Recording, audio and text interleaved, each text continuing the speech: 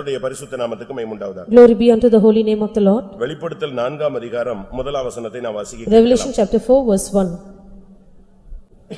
After this I looked, and behold, a door was opened in heaven, and the first voice which I heard was it whereof a trumpet talking with me, which said, Come up hither, and I will shew thee things which must be hereafter. இவைகளுக்கு பின்பு இதோ பரலோகத்தில் திறக்கப்பட்டிருந்த ஒரு வாசலை கண்டே, முன்னே எக்கால சத்தம் போல என்னுடனே பேச நான் கேட்டிருந்த சத்தமானது, இங்கே ஏறி வா, இவைகளுக்கு பின்பு சம்பவிக்க வேண்டியவைகளை உனக்கு காண்பிப்பேன் என்று விளம்பினது. கர்த்தருடைய பரிசுத்த நாமத்துக்கு மகிமை உண்டாவதாக. Glory be unto the holy name of the Lord. பரலோகத்திலிருந்து ஒரு சத்தம் உண்டாகிறது. There was a voice out of heaven. அந்த சத்தத்தினுடைய தன்மை என்ன? What is the attribute of that voice? இங்கே ஏறி வா. Come up hither. இந்த காலை வேளையில் நம்மோடு தேவனுடைய வார்த்தை இங்கே ஏறி வா என்று பேசுகிறது. The word of the Lord this morning today is that it speaks to us saying, Come up hither. இன்றைய மெசேஜ் ஏறி வாருங்கள். Today's message is come up hither.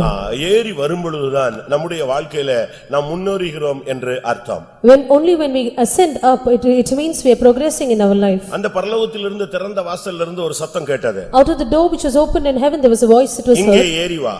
Come up hither. கர்த்தருடைய பரிசுத்த நாமத்துக்கு மகிமை உண்டாவதாக. Glory be unto the holy name of the Lord. இரண்டாம் வசனம் சொல்லுகிறது, உடனே நான் ஆவிக்குள்ளாகி நான் ஏறி போனேன். The second verse says, Immediately I was in the spirit and I ascended up. பிரியமானவர்களே, ஆவிக்குரிய வாழ்க்கையிலே ஏறி வர வேண்டிய ஒரு காலகட்டத்தில் நாம் இருக்கிறோம். Beloved ones, we are in a period of time where we should go up or we should ascend up in our spiritual life. ஒரு குறிக்கப்பட்ட இடத்துக்கு ஏறி வந்திருக்கலாம். We might have come to a particular state or a particular place ascending. ஏதோ ஒரு தாழ்ந்த நிலவரத்தில் நீங்கள் இருந்து கொண்டிருக்கலாம். Or you might be in a low estate or a humiliated state. ஆனால் நீங்கள் இருக்கிற அந்த நிலவரத்தை விட்டு ஒரு விசை ஒரு படி ஏறி வரும்படியாக தெய்வம் உங்களை அழைக்கிறார். But the Lord is inviting you that you may take one step forward or one step upward towards him. ஏன் ஏறி வர வேண்டும்? Why should you ascend up? இன்னைக்கு மனித வாழ்க்கையிலே அடுத்து என்ன சம்பவிக்கும் என்கிறதான ஒரு கேள்வி இருக்கிறது. There is a question in human life, what would happen next? ஒவ்வொருத்தருக்கும் ஒரு ஆசை இருக்கிறது. Everyone has his own desire. அடுத்து என்ன சம்பவிக்கும்னு தெரிஞ்சுக்கணும்னு சொல்லி. To know what is the future. அதனாலதான் மற்றவங்க எல்லாம் ஜாதகத்தை போய் பார்க்கறாங்க, அடுத்து என்ன சம்பவிக்கும். That is why people go and try to read of the astrology. எல்லாரும் ஒரு சிலர் மந்திரத்தை பார்க்க உதவி செய்றாங்க. People try to do sorcery and எல்லாரும் குறி சொல்லுகிறவனை போய் பார்க்கறாங்க. They also try to go for a wizard or a witch. இல்ல கை பார்க்கறவங்கள கொண்டு போய் கேக்குறாங்க. They also try to go and read the palm. தனக்கு என்ன சம்பவிக்கும் அப்படிங்கறத தெரிஞ்சுக்கணும். People are very curious to know their future. அப்படி ஆசை எல்லாருக்கும் இருக்கு. Everyone has this desire. அதனால தான் நம்முடைய விசுவாசிகள் கூட ஒரு சிலர் பின்மாறி போய் மந்திரங்களையும் குறி சொல்லுதலையும் அஞ்சனம் பார்க்கறவங்களையும் தேடுகிறதை நாம் பார்க்கிறோம். That is why we find some of our believers who are backslidden, who have gone to wizards, to those who do enchantment and divination. இங்க வந்திருக்கிறதுல अनेகருக்கு கூட உங்களுடைய வாழ்க்கையில நெக்ஸ்ட் ஸ்டெப் என்னங்கறத கண்டுபிடிக்கிறதுக்கு ரொம்ப ஆசைப்படுவீங்க. Many of you who are present here might also be greatly desirous to know what is the next step of your life. ஒவ்வொருவருடைய வாழ்க்கையிலும் நடக்கக்கூடிய பல சம்பவங்களை கர்த்தர் நமக்கு வெளிப்படுத்துகிறார். God reveals to us the various incidents that will take place in our life. ஒரு தீர்க்கதரிசனம் கடந்த காலத்தை சொல்லும். A prophecy will speak of the past. ஒரு தீர்க்கதரிசனம் நிகழ்காலத்தை சொல்லும். A prophecy will speak of the current state. ஒரு தீர்க்கதரிசனம் வருங்காலத்தை சொல்லும். Another prophecy will speak of the future. அதுபோலவே Even so, விழுந்து போன ஆவிகளும் இந்த மூன்றையும் சொல்லும். even the fallen spirits will speak of all these. அதுக்கு அவ்வளவு சக்தி இருக்கா அப்படி நீங்க கேட்கலாம். You might think, does it have such a great power? அது விழுந்து போன தேவதூதன். It is a fallen angel of God. அவனுடைய தன்மைகளை கர்த்தர் அவனுடைய உரிமைகளை புடுங்கினாரே தவிர அவனுக்கு வல்லமை அதிகாரம் எல்லாம் இருக்கிறது. God did take away all his rights, but he has his power yet in him. அதனாலதான் அவன் உன்னைய பார்த்த உடனே உன் கதையை சொல்லுவான். That is why the moment he spots you, he will tell your story. உன் வீட்டுக்கிட்ட வந்த உடனே அவன் ஆஃப் ஆயிடுவான். Once he comes to your house, he will be lost of all his power. ஒரு விசுவாசி சொல்லுவாரு, There was a believer who said, எங்க கிராமத்துல ஒரு திருவிழா நடக்கும் வருஷம். There would be a yearly festival in our village. ஆனா என் வீட்டுக்கிட்ட அந்த சாமி வரும் பொழுது என் காம்பவுண்ட் வால் கிட்ட வந்த உடனே அது ஆஃப் ஆயிடும். But when this god that comes near our compound wall, it has lost its power. சுத்தமா அது அமைதியாயிடும். It will be completely silent. அது வரைக்கும் தலைகீழ சுத்திக்கிட்டு இருக்கிற ஆவி. Until then it will be running topsy-turvy. அந்த காம்பவுண்ட் வால் கிட்ட வந்த உடனே ஆஃப் ஆயிடும். The moment it steps into my compound, it will be totally silent. இழுத்து பிடிச்சிட்டே என் வீட தாண்டி கொண்டு போவாங்க. Somebody will drag the person until they cross over my house. என் வீட்டுக்கு அடுத்து என் வாடகை நான் இருக்கிற வாடகை வீடு இருக்கு. Nextly the house which I have given for rent. அந்த வாடகை வீட்டு கேம்பஸை தாண்டி ஆடின பிறகுதான் திருப்பி ஆடும். After it passes the campus of that rented house, it will again start. உனக்கு தேவன் அக்கினி மதிலாக இருக்கிறார். God is a wall of fire for you. அந்த ஆவிக்கு தெரியும் இந்த இடம் தேவனுடைய சமூகம். The spirit knows this is the presence of God. அதுபோல Even so, உன் வாழ்க்கையில நடக்கிற சம்பவங்களை கூட அது உனக்கு சொல்லும். even so it will make mention of all the incidents that will happen in your life. ஒருவேளை உண்மையாக இருக்கலாம், Perhaps it might be true, பொய்யாகவும் it இருக்கலாம். might be false, ஏனென்றால் அவன் பொய்க்கு பிதா. because he is a father of lies. அதனாலதான் நம்முடைய ஜனங்கள்ல அநேகருக்கு தனக்கு என்ன சம்பவம் நாளை காலையில என்ன நடக்கும்னு சொல்ல ஆரம்பிச்சுட்டா இங்க ஒருத்தர் நீங்க வீட்டுக்கு போக மாட்டீங்க, இங்கேயே உட்கார்ந்துருவீங்க குறி சொல்ற மாதிரி. Many of the people who, if they would come to know what will happen tomorrow, they would not return home because they would be here to know what is the future. கிறிஸ்தவத்துல கூட அப்படி தீர்க்கதரிசிகள் குறி சொல்லுறவர்கள் இருக்கிறார்கள். There are prophets, false prophets in Christianity too. நான் தாம்பரத்துல ஒரு பவனிக்கு போன பொழுது When I was in a procession, அங்க ஒரு போர்டு போட்டிருந்தது. there was a board.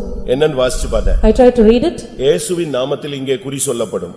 In the name of Jesus, there would be sorcery mentioned. எப்படி இருக்கும் பாருங்க. What is that? குறி யார் நாமத்துல சொல்றான்? In the name of whose இயேசுவின் name? நாமத்துல சொல்றான். In Jesus' name it is done. நான் ஒரு ஃபெய்த் ஹோம்ல இருந்தேன். I was in a particular faith home. பக்கத்து கிராமத்துல இருந்து ஒரு பையன் வந்தான். There was a boy from the next village. இந்த பைபிளை கொஞ்ச நேரம் கொடுப்பீங்களான்னா. He said, "Will you give the Bible for some time?" எதுக்குன்னு கேட்டேன். I asked him why. எங்க ஊர்ல ஒரு திருடு போயிருச்சு. There was one theft in our village. இந்த பைபிளை கொஞ்சம் கொடுத்தீங்கன்னா நாங்க கண்டுபிடிச்சிருவோம் ஆளை. If you give the Bible, we will spot the person. என் பைபிளை கொடுத்தா நீ திருடனை கண்டுபிடிச்சிருவியா? With my Bible, will you find the thief? அவன் அதுக்கு என்னெல்லாமோ ஒன்னு கத்து வச்சிருக்கான். He has known some divination இந்த concerning பைபிளை this. கொண்டு போய் Taking my Bible. இந்த பைபிள்ல ஒரு நம்ம அடையாளம் கண்டுக்கிறதுக்குன்னு ஒரு பேப்பர் ஒரு நூல் இருக்கும். There is a particular thread in between for keeping a அதுல ஏதோ sign. ஒரு பக்கம் வச்சிருக்கான். அந்த பக்கத்துல அந்த நூலை போட்டு அந்த குறிக்கப்பட்ட ஆள் பேர் சொன்னா அவன் திருடி இருந்தான்னா பைபிள் சுத்துங்கறான். He இந்த has வாட்டர் டிவைன்ல தேங்காய் சுத்துற மாதிரி Bible சுத்துங்கறான். He has a particular page in which he will put and tell the person's name, the Bible will start to turn, twist. பாருங்க ஒவ்வொருத்தனும் ஒவ்வொரு விதத்துல ஒவ்வொரு புதுவிதமான கதையை சொல்லிக்கிட்டே இருக்கான். Each of them has their own story. ஒருத்தன் வந்து என்கிட்ட சொன்னா, A person told me, வாஸ்து சாஸ்திரம் பைபிள்ல இருந்தா நாங்க கத்துக்கிட்டோம். it is from the Bible that we found all these astrologies. வாஸ்து பைபிள்ல படிச்சியா? Did you read this in the Bible? ஆமா, தேவாலயத்தை பத்தி பைபிள்ல நீங்க படிச்சு பாருங்க. சாலமோனுடைய பைபிள் தேவாலயம் அப்படியே டிட்டோவா வாஸ்துல கட்டினது. அத வச்சு தான் இந்த வாஸ்து சாஸ்திரமே வந்துச்சுன்னு தான். If you read about the temple of Solomon, it was all based on astrology and that is how the Bible was made. இது கிழக்கு முகமாக இருக்க வேண்டும், அதுக்கு நேர் எதிராக அதுக்கு மேற்கு முகமாக இருக்க வேண்டும், இது இத்தனை அடியில இருக்கணும், இத்தனை உயரத்துல இருக்கணும். இதத்தான் நாங்களும் சொல்றோம். பைபிளை தான் நாங்க சொல்லி காசு வாங்குறோங்கறான். This should be towards the east and that should be straight towards the eastern door and so on. This is what we say and we obtain money. நம்முடைய வாழ்க்கையிலும் கூட சம்பவிக்க போகிற காரியங்களை நாம் அறிந்து கொள்ளலாம். We too can know what is going to happen in our life. அப்படி நீங்கள் அறிந்து கொள்ள நீங்கள் ஏறி வர வேண்டிய ஒரு இடம் இருக்கிறது. So there is a place where you should ascend to know all these. அதைத்தான் இங்கே வேதம் சொல்லுகிறது. நீ இங்கே ஏறி வா, இனி இந்த தேசத்துக்கு, இந்த உலகத்திற்கு, இந்த சபைக்கு உன் வாழ்க்கையில நடக்க வேண்டிய சம்பவங்களை நான் உனக்கு காண்பிப்பேன். That is what the word of God says. You come up hither, I will show unto you all those things which must happen hereafter for this land and for that will happen to you. சில சம்பவங்கள் உண்மையாக இருக்கிறபடினால நம்முடைய ஆளுங்க கூட மந்திரவாதத்தை தேடுறாங்க. Because certain incidents become true, our people also seek for this divination. அப்படி யாராவது தேடி இருந்தா மன்னிப்பு கேட்கணும் ஆண்டவர்ட்ட. If anyone is sought after all these, you have to ask the Lord for pardon. நமக்கு தேவன் சர்வ வல்லவர். Our God is an almighty God. பிசாசு எல்லாம் சொல்லுவாங்க. The devil will also speak all these. ஒரு நாள் பவுல் போயிட்டு இருந்த பொழுது When Paul was walking one day, ஒரு குறி சொல்ற பொண்ணு பார்த்தா. there was one woman who did sorcery. அவ பார்த்து என்ன சொன்னா? What did she say? இவர் தேவனுடைய ஊழியக்காரன். He is a servant of God. Daily போகும்போது அதைத்தான் சொல்லுவா. Every day she would mention this word as she அப்ப sees பவுல் it. சொன்னா நீ வாய் பேசாம இரு, அமைதியா இருன்னு சொன்னா. Saint Paul said, you keep silent, do not speak. ஆனா டெய்லி வந்து அவ சொல்லுவா, இந்த போறானே இந்த ஆள் தேவனுடைய மனுஷன். Every day she would say, this man is a man of God. எப்படி இருக்கும்? How would be? ஒரு நாள் பார்த்தாரு, அந்த ஆவியை துரத்தி விட்டா.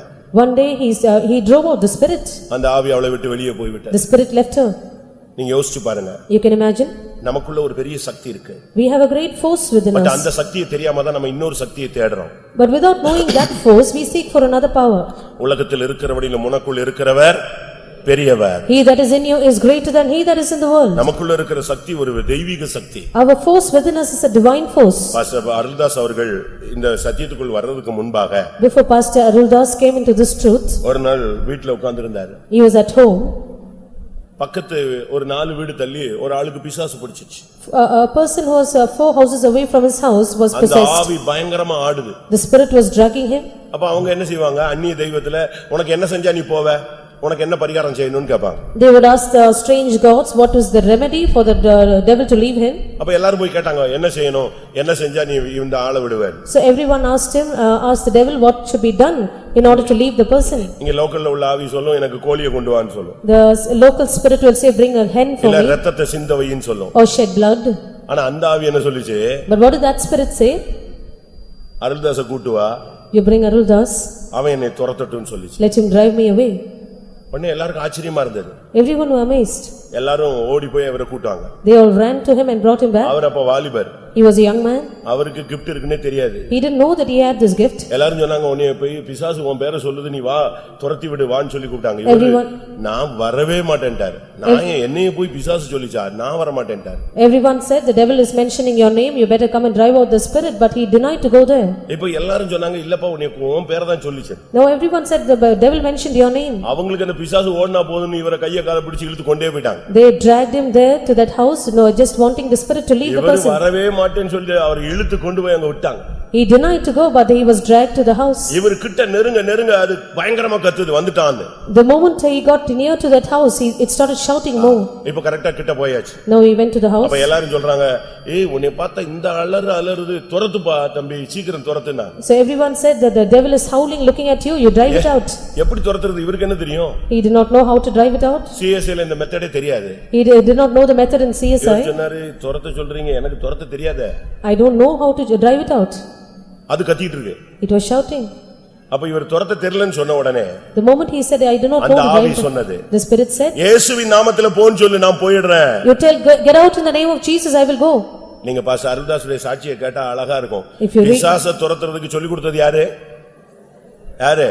பிசாசு சொல்லி கொடுத்தது. If you hear Pastor Arulda's testimony, it will be beautiful because it was the devil who taught him how to drive it out. உனக்குள்ள இருக்கிறவர் பெரியவர். He that is in you is greater. முதல்ல நமக்குள்ள இருக்கிற சக்தியை நம்ம புரிஞ்சுக்கணும். First of all, we should understand the power that we possess. நமக்குள்ள படிப்பறிவு இருக்கு, We might be educated, அறிவு இருக்கு, புத்தி இருக்கு, ஞானம் இருக்கு, எல்லாம் இருக்கு. நம்ம செயல்படுத்துறது தான் இல்ல. we have knowledge, wisdom, understanding, but we do not operate on all these.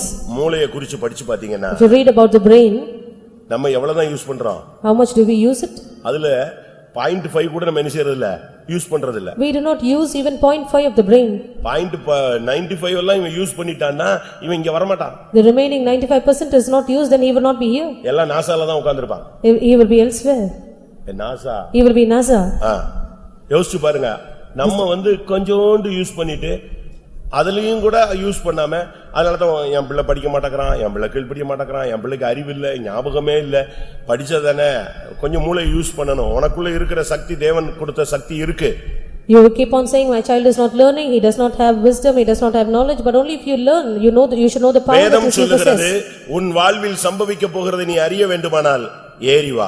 The Bible says if you want to know what is going to be your future, you ascend up நீங்க hither. இருக்கிற ஆவிக்குரிய தன்மையிலிருந்து இன்னும் ஒரு step ஏறுங்க. In your spiritual aspect, you should take a step upward. உங்களுடைய உபவாசத்துல ஒரு step ஏறி வாங்க. In your fasting, take a step upward. உங்களுடைய பரிசுத்தத்துல ஒரு ஸ்டெப் ஏறுங்க. In holiness, go step upward. உங்களுடைய பிரதிஷ்டையில ஒரு ஸ்டெப் ஏறுங்க. In consecration, take a step உங்களுடைய upward. தெய்வீகத்துல ஒரு ஸ்டெப் ஏறுங்க. In divinity, go a step upward. நீங்கள் ஆவிக்குள்ளாகும் பொழுது When you are in the spirit, கர்த்தர் உன் வாழ்க்கையில என்ன நடக்க போகுதுங்கறத தெளிவா the சொல்லிடுவார். Lord will clearly give you a vision about what will be your future. உன் பிசினஸ்ல, In your business, உன் பிள்ளைகள்ல, in your children, உன் குடும்பத்துல, your family, உன் சரீரத்துல in your body. உனக்கு என்ன நடக்க போகுதுங்கறத உனக்கு சொல்லாம தேவன் செய்ய கூடாது. Without making known to you, the Lord should not do anything for you. ஆதியாகமம் 18:18 பார்க்கும் பொழுது Genesis chapter 18 verse 18. சோதோமை கர்த்தர் அழிக்க போகிறார். The Lord is going to destroy Sodom. அப்ப ஆபிரகாமை அவர் சந்திக்கிறார். So he visited Abraham. வேதம் என்ன சொல்லுகிறது? What does the Bible say? நான் செய்ய போகிறதை ஆபிரகாமுக்கு மறைப்பேனோ? Will I hide that thing which I will do unto Abraham? இந்தியால என்ன நடக்க போகுதுன்னு கர்த்தர் உனக்கு சொல்லணும். The Lord should tell you what is going to happen to India. தமிழ்நாட்டுல என்ன நடக்க போகுதுன்னு கர்த்தர் உனக்கு சொல்லணும். The Lord should reveal to you what will happen to Tamil Nadu. உன் குடும்பத்துல என்ன நடக்க போகுதுங்கறத அதுக்கு முன்னாலேயே கர்த்தர் உனக்கு சொல்லணும். But the Lord should reveal to you what will happen to your family. நீ குருடனை போல இருக்க கூடாது. You should not be like a blind. நீ இந்த சபையில இருந்துட்ட பிறகு செவிடனை போல இருக்க கூடாது. After coming to this church, you should not become deaf.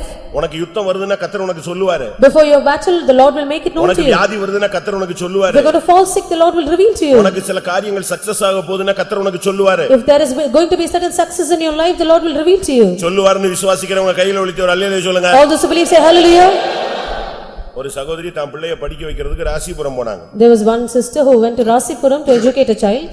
ஏன்னா அங்கதான் எல்லாம் ஸ்டேட் ஃபர்ஸ்ட்லாம் வாங்குறாங்கன்னு சொல்லி அங்க போய் பிள்ளைகளை படிக்க வைக்க போனாங்க. Because that is where children were acquiring the state first rank, and therefore she went to educate a child there. அப்ப 2 வருஷம் முடியும் போது +2 முடியும் போது When she finished the +2, அங்க அவங்க சொன்னாங்க நீங்க உங்க பிள்ளையை வெளியே கொண்டு போய் தனியா கூட என்ன செய்யலாம் வச்சு நல்ல கோச்சிங் கொடுக்கலாம்னு சொல்லிட்டாங்க. they said you can take your child separately and coach her separately. ஏன்னா எல்லாம் கடந்து ஒரே ரூம்ல கடந்து கத்திட்டு கிடக்கிறதுக்கு தனித்தனியா கொண்டு போங்க.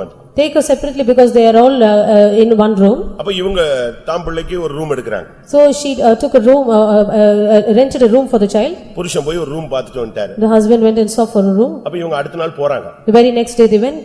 +2 ஸ்டூடண்ட் தாம் பிள்ளையை கூப்பிட்டுக்கிட்டு இவங்க ஒரு 35 வயசு இருக்கும் இவங்க போறாங்க. She was almost 35 years old. She took the child, which was a +2 student.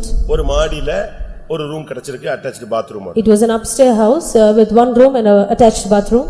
இவங்க கிளம்பி போறாங்க. They went there. நைட் ஜெபம் பண்றாங்க. She prayed the night before, Lord, I'm going there. நீங்க என்னோடு வரணும். You should come with us. இந்த 2 மாசமும் என்னையும் பிள்ளையும் பாதுகாக்கணும். You should preserve these for these 2 months, me and my child. ஜெபிச்சா When she prayed, கர்த்தர் பேசுறார். the Lord spoke.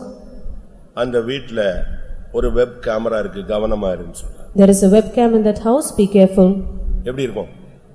How would that be? தாம் பிள்ளைகளை பத்தி கர்த்தர் எவ்வளவு கவனமுள்ளவரா இருக்கார். நீ போ, பட் அந்த வீட்ல என்ன இருக்கு? You go, but what is? மாதிரி 4ஆம் கிளாஸ் மாதிரி பாக்குறீங்களா? எனக்கு பயமா இருக்கு. அங்க என்ன இருக்கு? கேமரா இருக்கு. நீ கவனமா இரு. There is a webcam in that house, be careful. இவங்க இப்ப புருஷன்ட்ட சொன்னா நீ வரவே வராத, நீ விட்டு நீ உன்னை கொண்டு போனாலே இப்படித்தான் என்னத்தையா பண்ணுவேம்மா. If she would make it known to the husband, then the husband would say, do not come because you will do all such work. இவங்க போனாங்க. She went there. பிள்ளைக்கு வார்ன் பண்ணாங்க. She warned the child. கவனமா இருக்கணும். Be careful. ஒழுங்கா இருக்கணும். Be careful. Dress ஒழுங்கா போடணும். Wear your dress properly. மரியாதையா இருக்கணும். Be decent. Dress குறிக்கப்பட்ட இடத்துல தான் மாத்தணும். Only particular place change your dress. எல்லாம் 144 மாதிரி எல்லா ஆர்டரும் கொடுத்துட்டாங்க. She gave all the orders she could. போன உடனே இவங்க தேட ஆரம்பிச்சிட்டாங்க.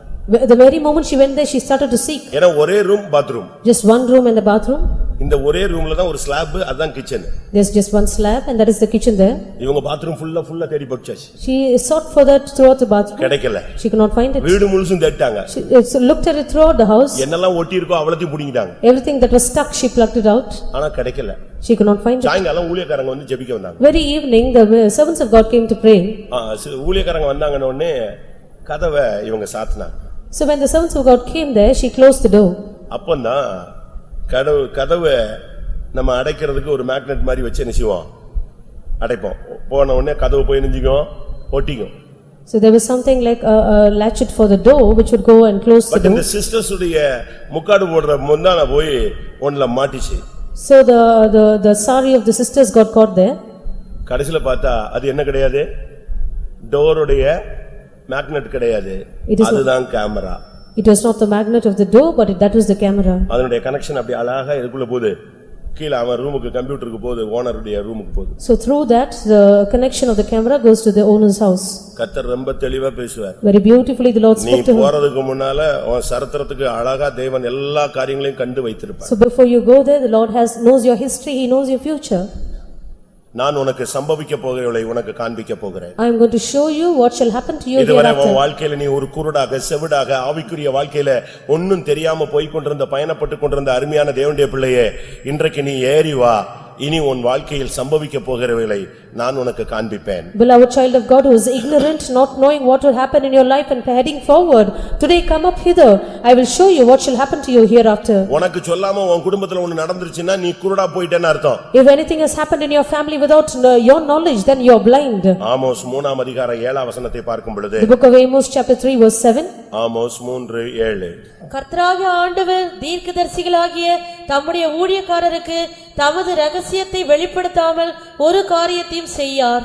தம்முடைய பிள்ளைகளுக்கு சொல்லாம ஒரு காரியத்தையும் தெய்வம் செய்ய மாட்டாரு. Without revealing anything to his children, the Lord will not perform any work. உனக்கு வியாதி வருதுன்னா சொல்லுவார். Suppose you are falling sick, the Lord will tell you. பிசாசு போராட்டம்னா சொல்லுவார். Suppose it is the possession of the devil, he will tell you. வேலையில ஒரு குழப்பம் வருதுன்னா கர்த்தர் சொல்லுவார். If there's a confusion in your work, the Lord will tell you. Why? நீ உஷாராயிக்கணும். You should be careful. நீ ஜாக்கிரதையா மாறணும். That you should become நீ careful. உடனே முழங்கால போடணும். Immediately you should be on your நீ knees. அந்த ஆவியை எதிர்க்கணும். You have to drive with the நீ spirit. அந்த இடத்துல தோத்துற கூடாது. You should not be defeated there. அதுக்கு தான் உனக்கு ஒரு வார்னிங் தான், உனக்கு ஒரு எச்சரிப்பு தான் தேவன் கொடுக்கிறார். The Lord is giving you a caution, a warning. இப்படி ஒரு பிராக்டிஸ் என் லைஃப்ல இருக்குன்னு சொல்றவங்க உண்மையாகவே இருந்தா கை வைத்து ஒரு அல்லேலூயா All those who சொல்லுங்க. truly have that practice in your எல்லாரும் life, அல்ல. raise your hands. இந்த எக்ஸ்பீரியன்ஸ் இருக்கிறவங்க எனக்கு அப்பப்ப கர்த்தர் என்னை உணர்த்துறாரு, அவனுடைய தேவன் அவனை நன்றாய் உணர்த்துவார். His God will reveal him, make him understand rightly. அப்படி இருக்கு. அப்பப்ப என்கிட்ட பேசுறாரு, என்னை உணர்த்துறாரு, என்னை நடத்துறாருன்னு சொல்றவங்க மட்டும் கரங்களை உயர்த்துங்க. All those who have such an experience, raise your hand. ஒருவேளை நீங்க இல்லன்னா இன்னையில இருந்து நீங்க அதை பெற்றுக்கொள்ளணும். Perhaps you do not have that experience from today on, you should have that. தானியேல் 10ஆம் அதிகாரம் 14ஆம் வசனத்தை பார்க்கும் பொழுது Daniel chapter 10 verse 14. தேவனுடைய மனுஷனாகிய தானியேல்கிட்ட சொல்றார், இனி சம்பவிக்க போகிறவைகளை நான் உனக்கு காண்பிப்பேன். To the man of God, Daniel, the Lord says, I will show unto you what shall happen hitherto. இப்போதும் கடைசி நாட்களில் உன் ஜனங்களுக்கு சம்பவிப்பதை உனக்கு தெரிய பண்ணும்படிக்கு வந்தேன். பாத்தீங்களா, இன்னும் உன்ன ஜனத்துக்கு கடைசி நாட்கள் என்ன சம்பவிக்க போதோ அதெல்லாம் நான் உனக்கு காண்பிக்க போறேன். I am going to show unto you what shall happen to your people in the last days. ஒரு சகோதரி தன் பிள்ளைக்காக ஜெபிச்சாங்க. There is one sister who prayed for her child. தன்னுடைய பையனுக்காக ஜெபிச்சாங்க. He prayed for her son. அப்ப கர்த்தர் அவங்ககிட்ட பேசினார். The Lord then spoke to her. 24 வயசுல உன் பிள்ளைக்கு மேரேஜ் ஒரு காரியம் அலைன்ஸ் வரும். At the age of 24, your son shall have an alliance. அது என் சித்தம் அல்ல. That is not my will. 25 வயசுல உன் பிள்ளைக்கு இன்னொரு அலைன்ஸ் வரும். At the age of 25, your son shall have another அதுதான் alliance. என்னுடைய சித்தம். That is my will. அது அப்ப இந்த வயசை சொல்லிட்டாரு. He told the age. அடுத்து காஸ்ட் சொன்னாரு. Next he spoke the caste. அடுத்து வசதிகளை சொன்னாரு. Then he spoke of the conveniences. புரியுதா உங்களுக்கு எல்லாருக்கும்? Do you understand? எப்படி சொன்னாரு? How did he say? 24 வயசுல ஒரு அலைன்ஸ் வரும். Your son will have an alliance at the age of 24. சித்தம் அல்ல. That is not my will. ஆனால் தகுதிக்கு மிஞ்சினதான வசதி உள்ள ஒரு party. But there is one party which is beyond your ஆனா என் சித்தம் அல்ல. That is not my will. அப்படின்னா என்ன அர்த்தம்? What does that mean? நீ எதுல போய் விழுந்துறாத. ஆவியானவர் கொண்டுட்டாருன்னு உள்ள விழுந்துறாத. Do not think it is the spirit of the Lord who brought it and fall there. அடுத்த வருஷம் ஒரு அலைன்ஸ் வரும். The very next year you will have another alliance. வேற cost. There is another caste. அது என் சித்தம். That is my will. இப்படி map கிடைச்சிட்டா நமக்கு பிரச்சனையே இல்லையா? If you get such a map, then there is no problem. அப்படிதானே? Isn't that map true? கிடைச்சிச்சுனா நமக்கு யாருக்குமே என்ன கிடையாது, பிரச்சனையே கிடையாது. அம்மாட் கண்ணை மூடிட்டு 23ல வந்தாலும் சரி, 21ல வந்தாலும் 22ல வந்தாலும் வேண்டாம் வேண்டாம், 24 வேண்டவே வேண்டாம் இயேசுவேன்றோம்.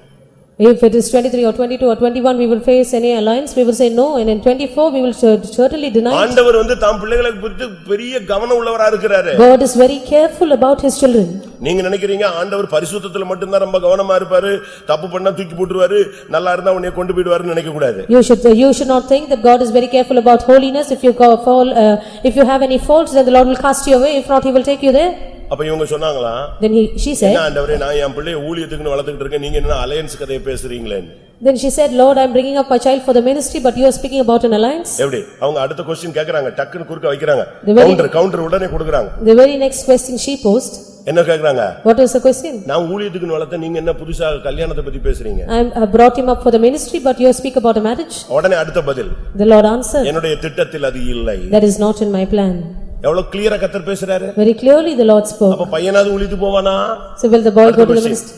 The next question. நம்ம எப்படி கேப்போம்? What will be our question? அப்படியே இருக்காது. உங்க பேரண்ட்ஸ் என் பிள்ளைய ஊழியத்துக்கு போவானா, 21ல போவானா, 22ல போவானான்னு கேட்டுட்டு இருக்கீங்களா? Are there any parents who are questioning the Lord saying, will my child go to the ministry at 21 or 22? அப்ப பையனை பத்தி கேட்கும்போது, When asking about his son, அவனை ஐஏஎஸ் எழுத சொல்லு அப்படின்னா, then the Lord said, you make him write the IAS exam. நீங்க யோசிச்சு பாருங்க. You can imagine. ஆண்டவர் எவ்வளவு தெளிவா தான் பிள்ளைகளை பத்தி. நீங்க நினைக்கிறீங்க ஊழியத்துக்காரங்களை மட்டும் தான் பேசுவாரு அப்படின்னு. You think the Lord will speak only to the servants of God? உனக்கு எப்படி 2 கண்ணு இருக்கோ அதே மாதிரி ஆண்டவருக்கு 2 கண்ணு. ஒன்னு ஊழியக்காரன் ஒரு கண்ணு, விசுவாசி சீயோன் ஒரு கண்ணு, எருசலேம் ஒரு கண்ணு. Just as you have 2 eyes, the Lord has 2 eyes. One is the servant of God, the one is Zion, the other is Jerusalem. உன் படிப்பு, உன் வேலை, உன் விவாகம், உன் வாழ்க்கை, உன் வருங்காலம் ஒவ்வொன்னும் அப்படியே டிட்டோவா டேட் போட்டு வச்சிருக்கிறார். The Lord has greatly planned your education, your future, your work, and also everything that is concerning கரெக்ட்டா you. போனீனா அது போயிட்டே இருக்கும். If you are in the right path, you will keep treading on. நீ step லெஃப்ட்க்கு right வச்சிட்ட சுத்திரும் ஒரு சுத்து. If you just go astray, then it will twist you.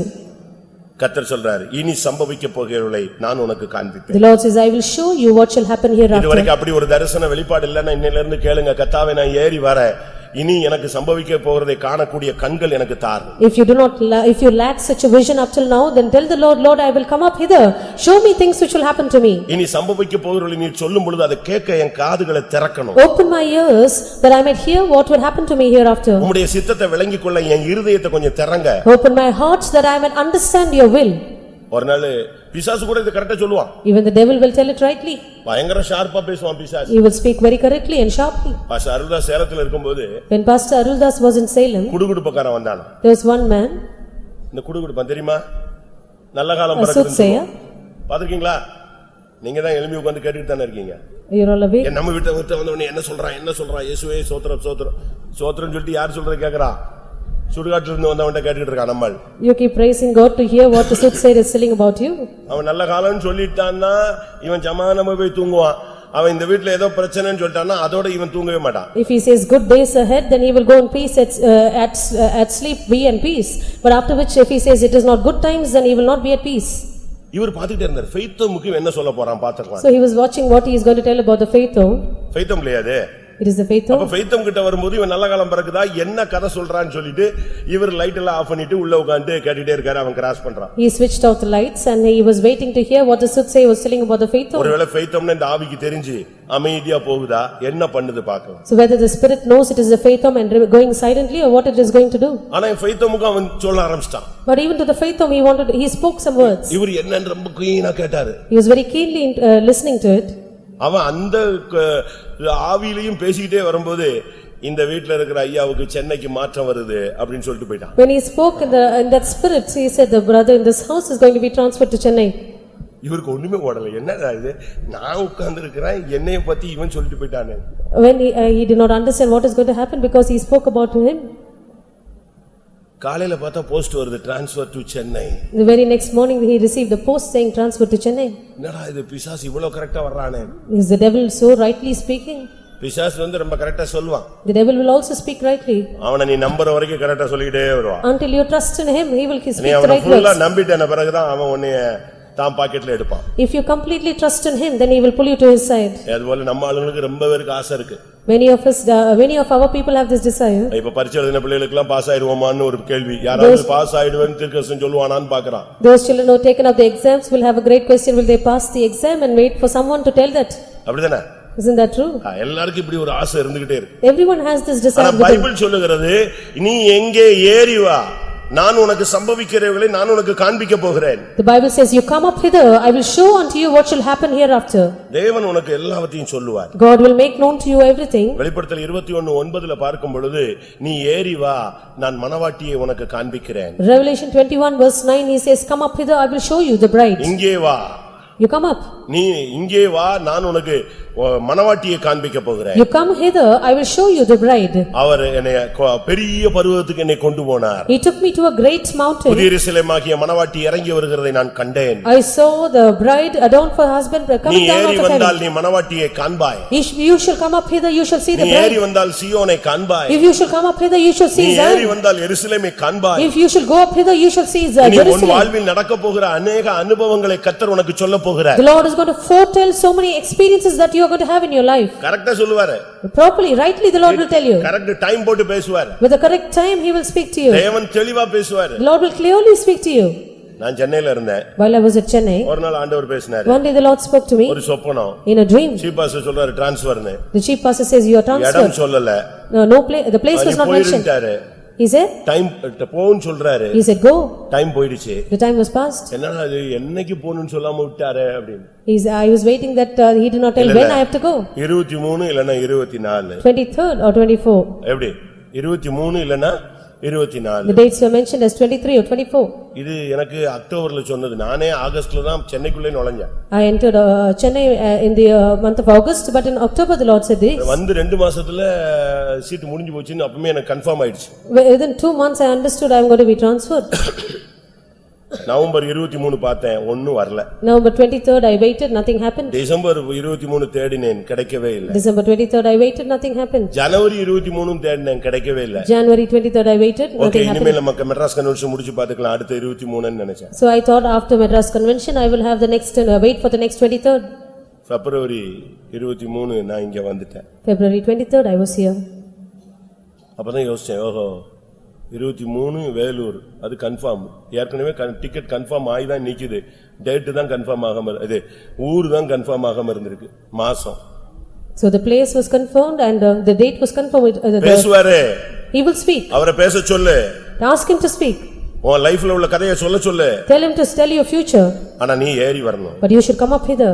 ஒரு step நீ ஏறு. You should take a step upward. உன் லைஃப்ல நீ இப்படியே இருந்தீனா ஒண்ணுமே நடக்காது. இப்படி குருட மாதிரி செவிடு மாதிரி சும்மா ஏதோ பெந்தேகோஸ்துக்கு பொம்மை மாதிரி வந்துட்டு பொம்மை மாதிரி போய்கிட்டு இருக்கிற காசுல தசமபாகத்தை கொடுத்துட்டு வீட்டுக்கு போவே.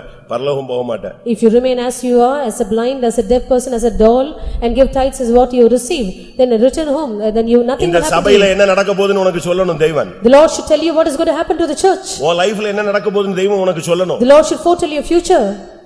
நான் செய்ய போகிறதை ஆபிரகாமுக்கு மறைப்பேனா? Will I hide that thing which I will do from Abraham? சூனேமியாளுடைய பிள்ளை செத்து போயிருச்சு. The child of Shunammite was dead. இப்ப அவ தேடி போறா, தீர்க்கதரிசியை தேடி போறா. Now she was seeking for the prophet.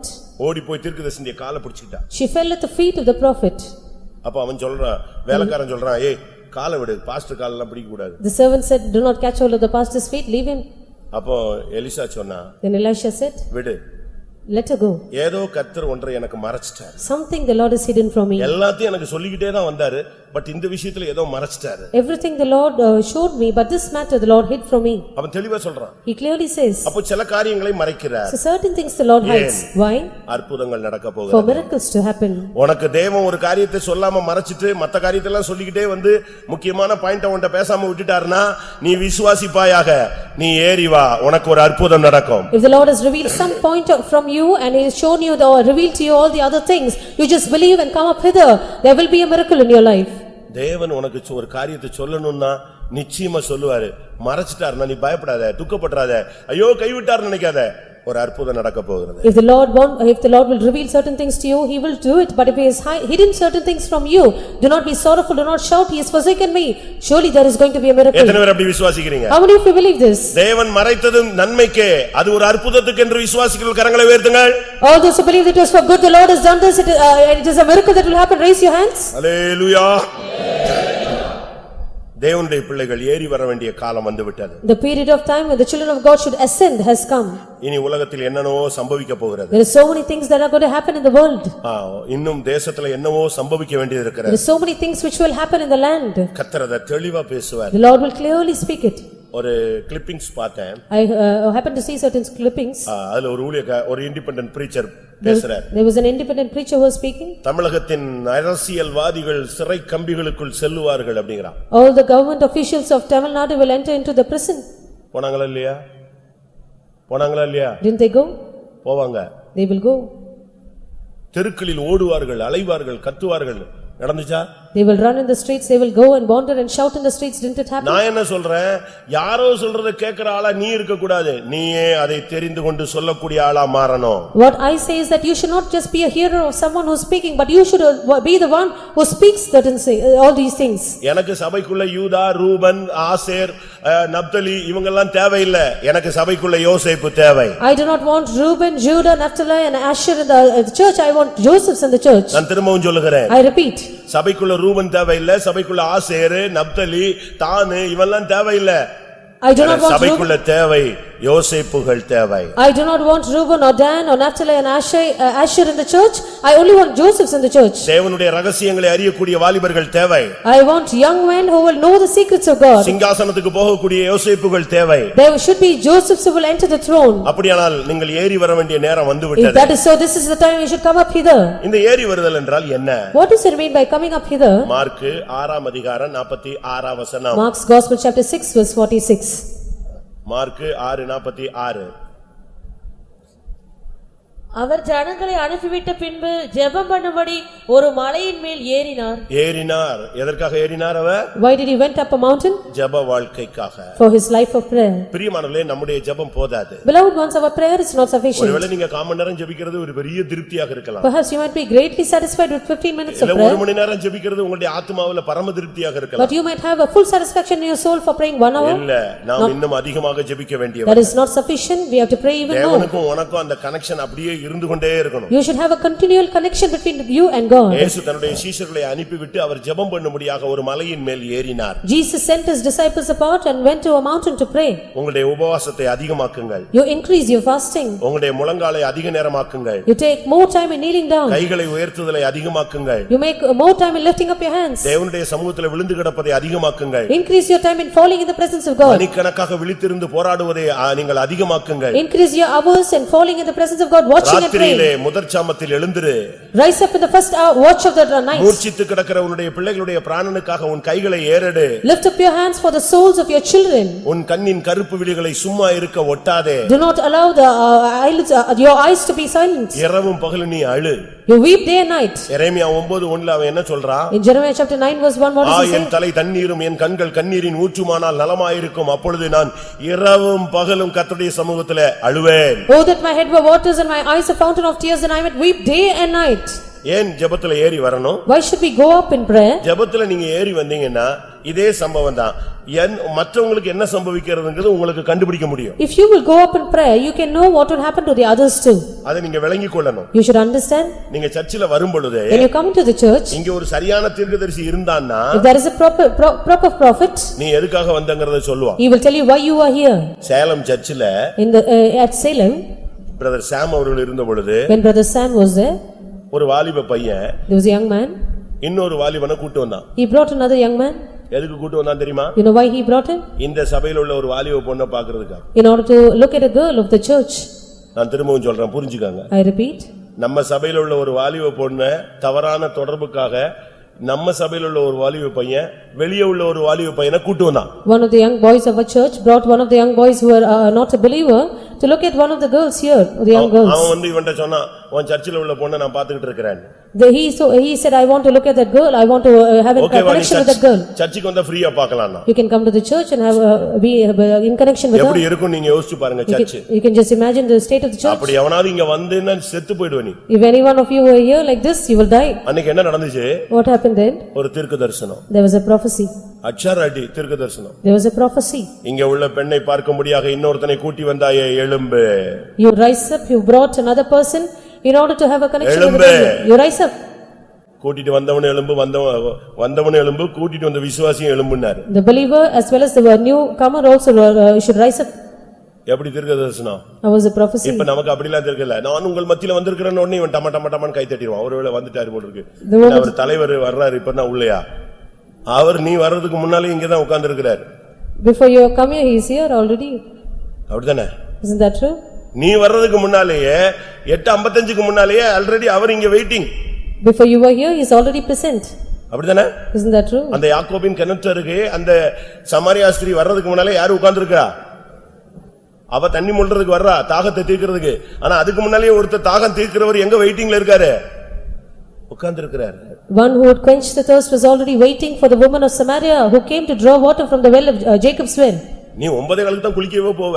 At 9:15 you will go to have a bath. 9:35க்கு தான் நீ காரை எடுப்ப. 9:35 you will take a 10:20க்கு தான் நீ உள்ள வருவ. பட் அவர் 8:40க்கு இங்க வெயிட்டிங்ல இருக்காரு. 10:40 you will enter in, but he is already waiting for you from 8:40.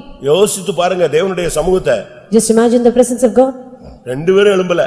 Both of you did not rise. ரெண்டு பேரும் ஆடி போயிட்டான். எழும்புனா செத்து போயிடுவான். அவ்வளவு பேரும் சிரிச்சிருவான். அவன் ரெண்டு பேரும் எங்களை காப்பாத்துங்கங்கற ஆமென் போட்டதுதாங்க. ஓடி போயிட்டு அந்த சபைக்காரன், அந்த பொண்ணு வேண்டாம் இந்த சபையும் வேண்டாம் விடுற ஆளன்னு ஓட்டான். The moment they said amen, they both ran away from the church. எதுக்கு நீ சபைக்கு வர? Why do you come to the church? சபை என்ன பார்க்கா உனக்கு?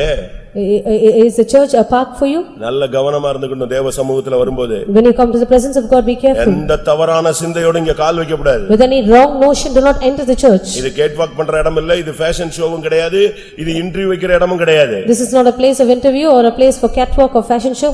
இது தேவனுடைய சந்நிதி. This is the presence of God. உன் மைண்ட் சரியில்லைன்னா கேட்ல வரும்பொழுதே ஜட்ஜ்மென்ட் ஸ்டார்ட் ஆயிடும். If your mind is not right, even as you enter the gate, your judgment begins.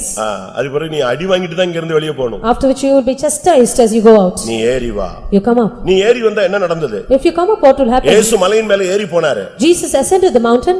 48ஆம் வசனம் சொல்லுகிறது. Verse 48 says, கடலிலே தன்னுடைய சீஷர்கள் படுகிற வேதனையை அவர் கண்டார். He saw the disciples were toiling hard in the sea. நீ ஜெபத்துல ஏறி வரும் பொழுது மற்றவங்க படுற கஷ்டங்கள் உன்னுடைய தரிசனத்துல உண்டாகும். When you ascend up higher in your life of prayer, you will know the difficulties of others in your prayer. 48 வசனம். Verse 48. அப்பொழுது காற்று அவர்களுக்கு எதிராய் இருந்தபடியினால் அவர்கள் தண்டு வலிக்கிறதில் வருத்தப்படுகிறதை அவர் கண்டு அவர் கண்டார். இருக்கிறது மலையில, அவங்க போறது கடல்ல. He was in the mountain and they were in the sea, but he saw them. இங்க ஜெபத்துல இருந்துகிட்டு இருக்காரு. He is in prayer. அவங்க அங்க போட்ல தண்டு வலிச்சிட்டு இருக்காங்க. But they were toiling in the boat. அங்க கர்த்தர் அந்த இரவுல கர்த்தர் அதை காண்கிறார். That night time the Lord is watching them. புருஷன் வேலைக்கு போயிட்டானா நீ உட்கார்ந்து முழங்கால்ல நிக்கணும். If your husband has gone to work, you have to be on your knees. பிள்ளைங்க தூங்கிட்டாங்கன்னா பெற்றோர்கள் முழங்கால்ல நிக்கணும். The children are asleep, the parents should be on your knees. Parents தூங்கிட்டாங்கன்னா பிள்ளைங்க முழங்கால்ல நிக்கணும். The parents have gone to sleep, the children should be on the knees.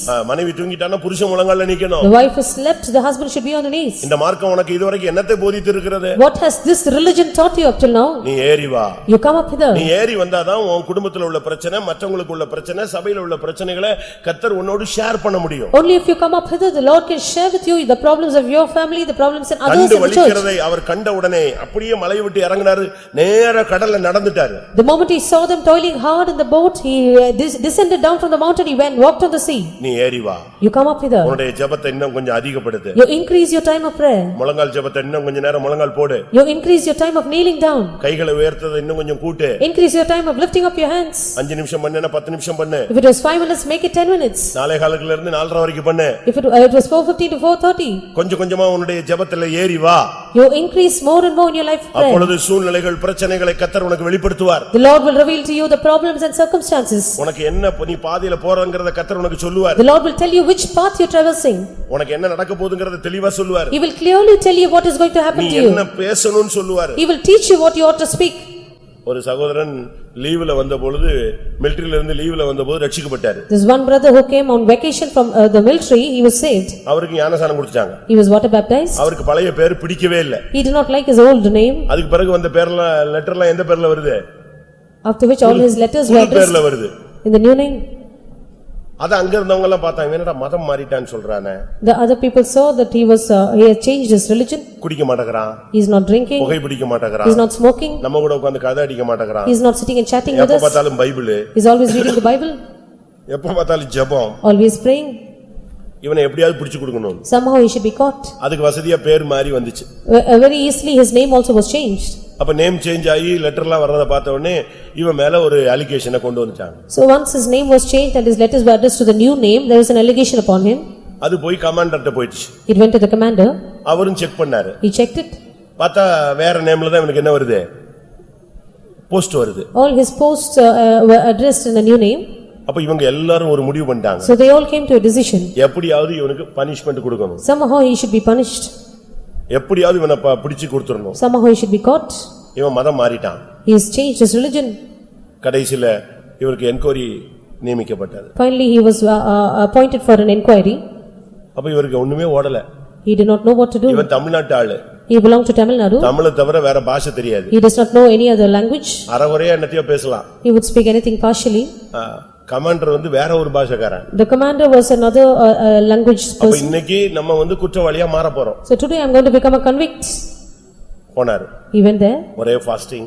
He was on fast. ஒரே ஜெபம். He was praying. ஏசப்பா எப்படியாவது நீங்க சொல்லிருக்கீங்க இல்லையா, பேச வேண்டியது என்னதென்று அவர் என்ன செய்வார் உனக்கு போதிப்பாருன்னு சொல்லிருக்கீங்க. Lord Jesus, you have said that you will teach what you ought to அவரே speak. பேசுவார்னு சொல்லிருக்கீங்க. You have said you yourself will speak.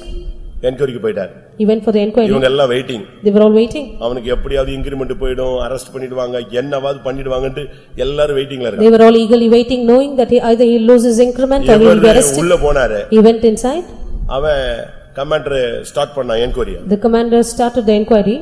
அவன் லாங்குவேஜ்ல ஸ்டார்ட் பண்றான். He began with his own language. இவர் ஆவில ஒரு நிறைஞ்சாரு. He started to be filled in the spirit. அவன் அப்படி பாத்துக்கிட்டே இருக்கான். He was watching. என்னடா இவன் பதில் சொல்ல என்ன சொல்றான்? He tried to answer. ஒரு செகண்ட் ஒரு அபிஷேகம். He had an anointing for a second. அதுக்கு பிறகு அவன் லாங்குவேஜ்ல இவர் பேச ஆரம்பிச்சார். He started to speak in his own language. இவருக்கு எல்லாமே போயிடுச்சு. ஆவியானவர் உள்ள வந்துட்டார். The spirit of the Lord came in. அவன் கேக்குற கேள்விக்கெல்லாம் பேசனவனே அவன் எப்படி பார்க்கறான்? இவன் நம்ம ஊர்க்கார மாதிரி பேசுறானே, இவ்வளவு ஃப்ரீயா பேசுறானே. He was watching him speak in the commander's language and he was amazed. ஒரு 5 நிமிஷம் பேசினான். For 5 minutes he spoke. இவர் நினைவை தாண்டிட்டாரு. He lost his senses. இப்ப ஆவியானவர் உள்ள பேச ஆரம்பிச்சிட்டு இருக்காரு. Now the Spirit of the Lord started to speak. அவன் இப்படி அமைதி ஆயிட்டான். கமாண்டர் பயந்து போயிட்டான். The commander became silent, he was சரி உன் failing. மேல ஏன் இப்படிப்பட்ட ஒரு குற்றச்சாட்டுன்னு கேட்டான். He asked him, why you were accused like this? அப்ப அவர் சொன்னாரு நான் இப்படி போனேன். I went there. இயேசுவை ஏத்துக்கிட்டேன். I accepted N life Jesus. மாறிடுச்சு. My life changed. That is the problem. அப்பதான் அவன் சொன்னான் ஓஹோ லைஃபே சேஞ்ச் பண்ற ஒரு சக்தி இருக்கா? So is there a force which will change your life? அத பத்தி எனக்கு சொல்லுங்க. You tell me. இவங்க எல்லாம் வெயிட்டிங்ல இருக்காங்க. எதுக்கு? இவன் பனிஷ்மெண்டோட வெளியே வருவான்னு இங்க உள்ள பிரசங்கம் ஓடிக்கிட்டு இருக்கு.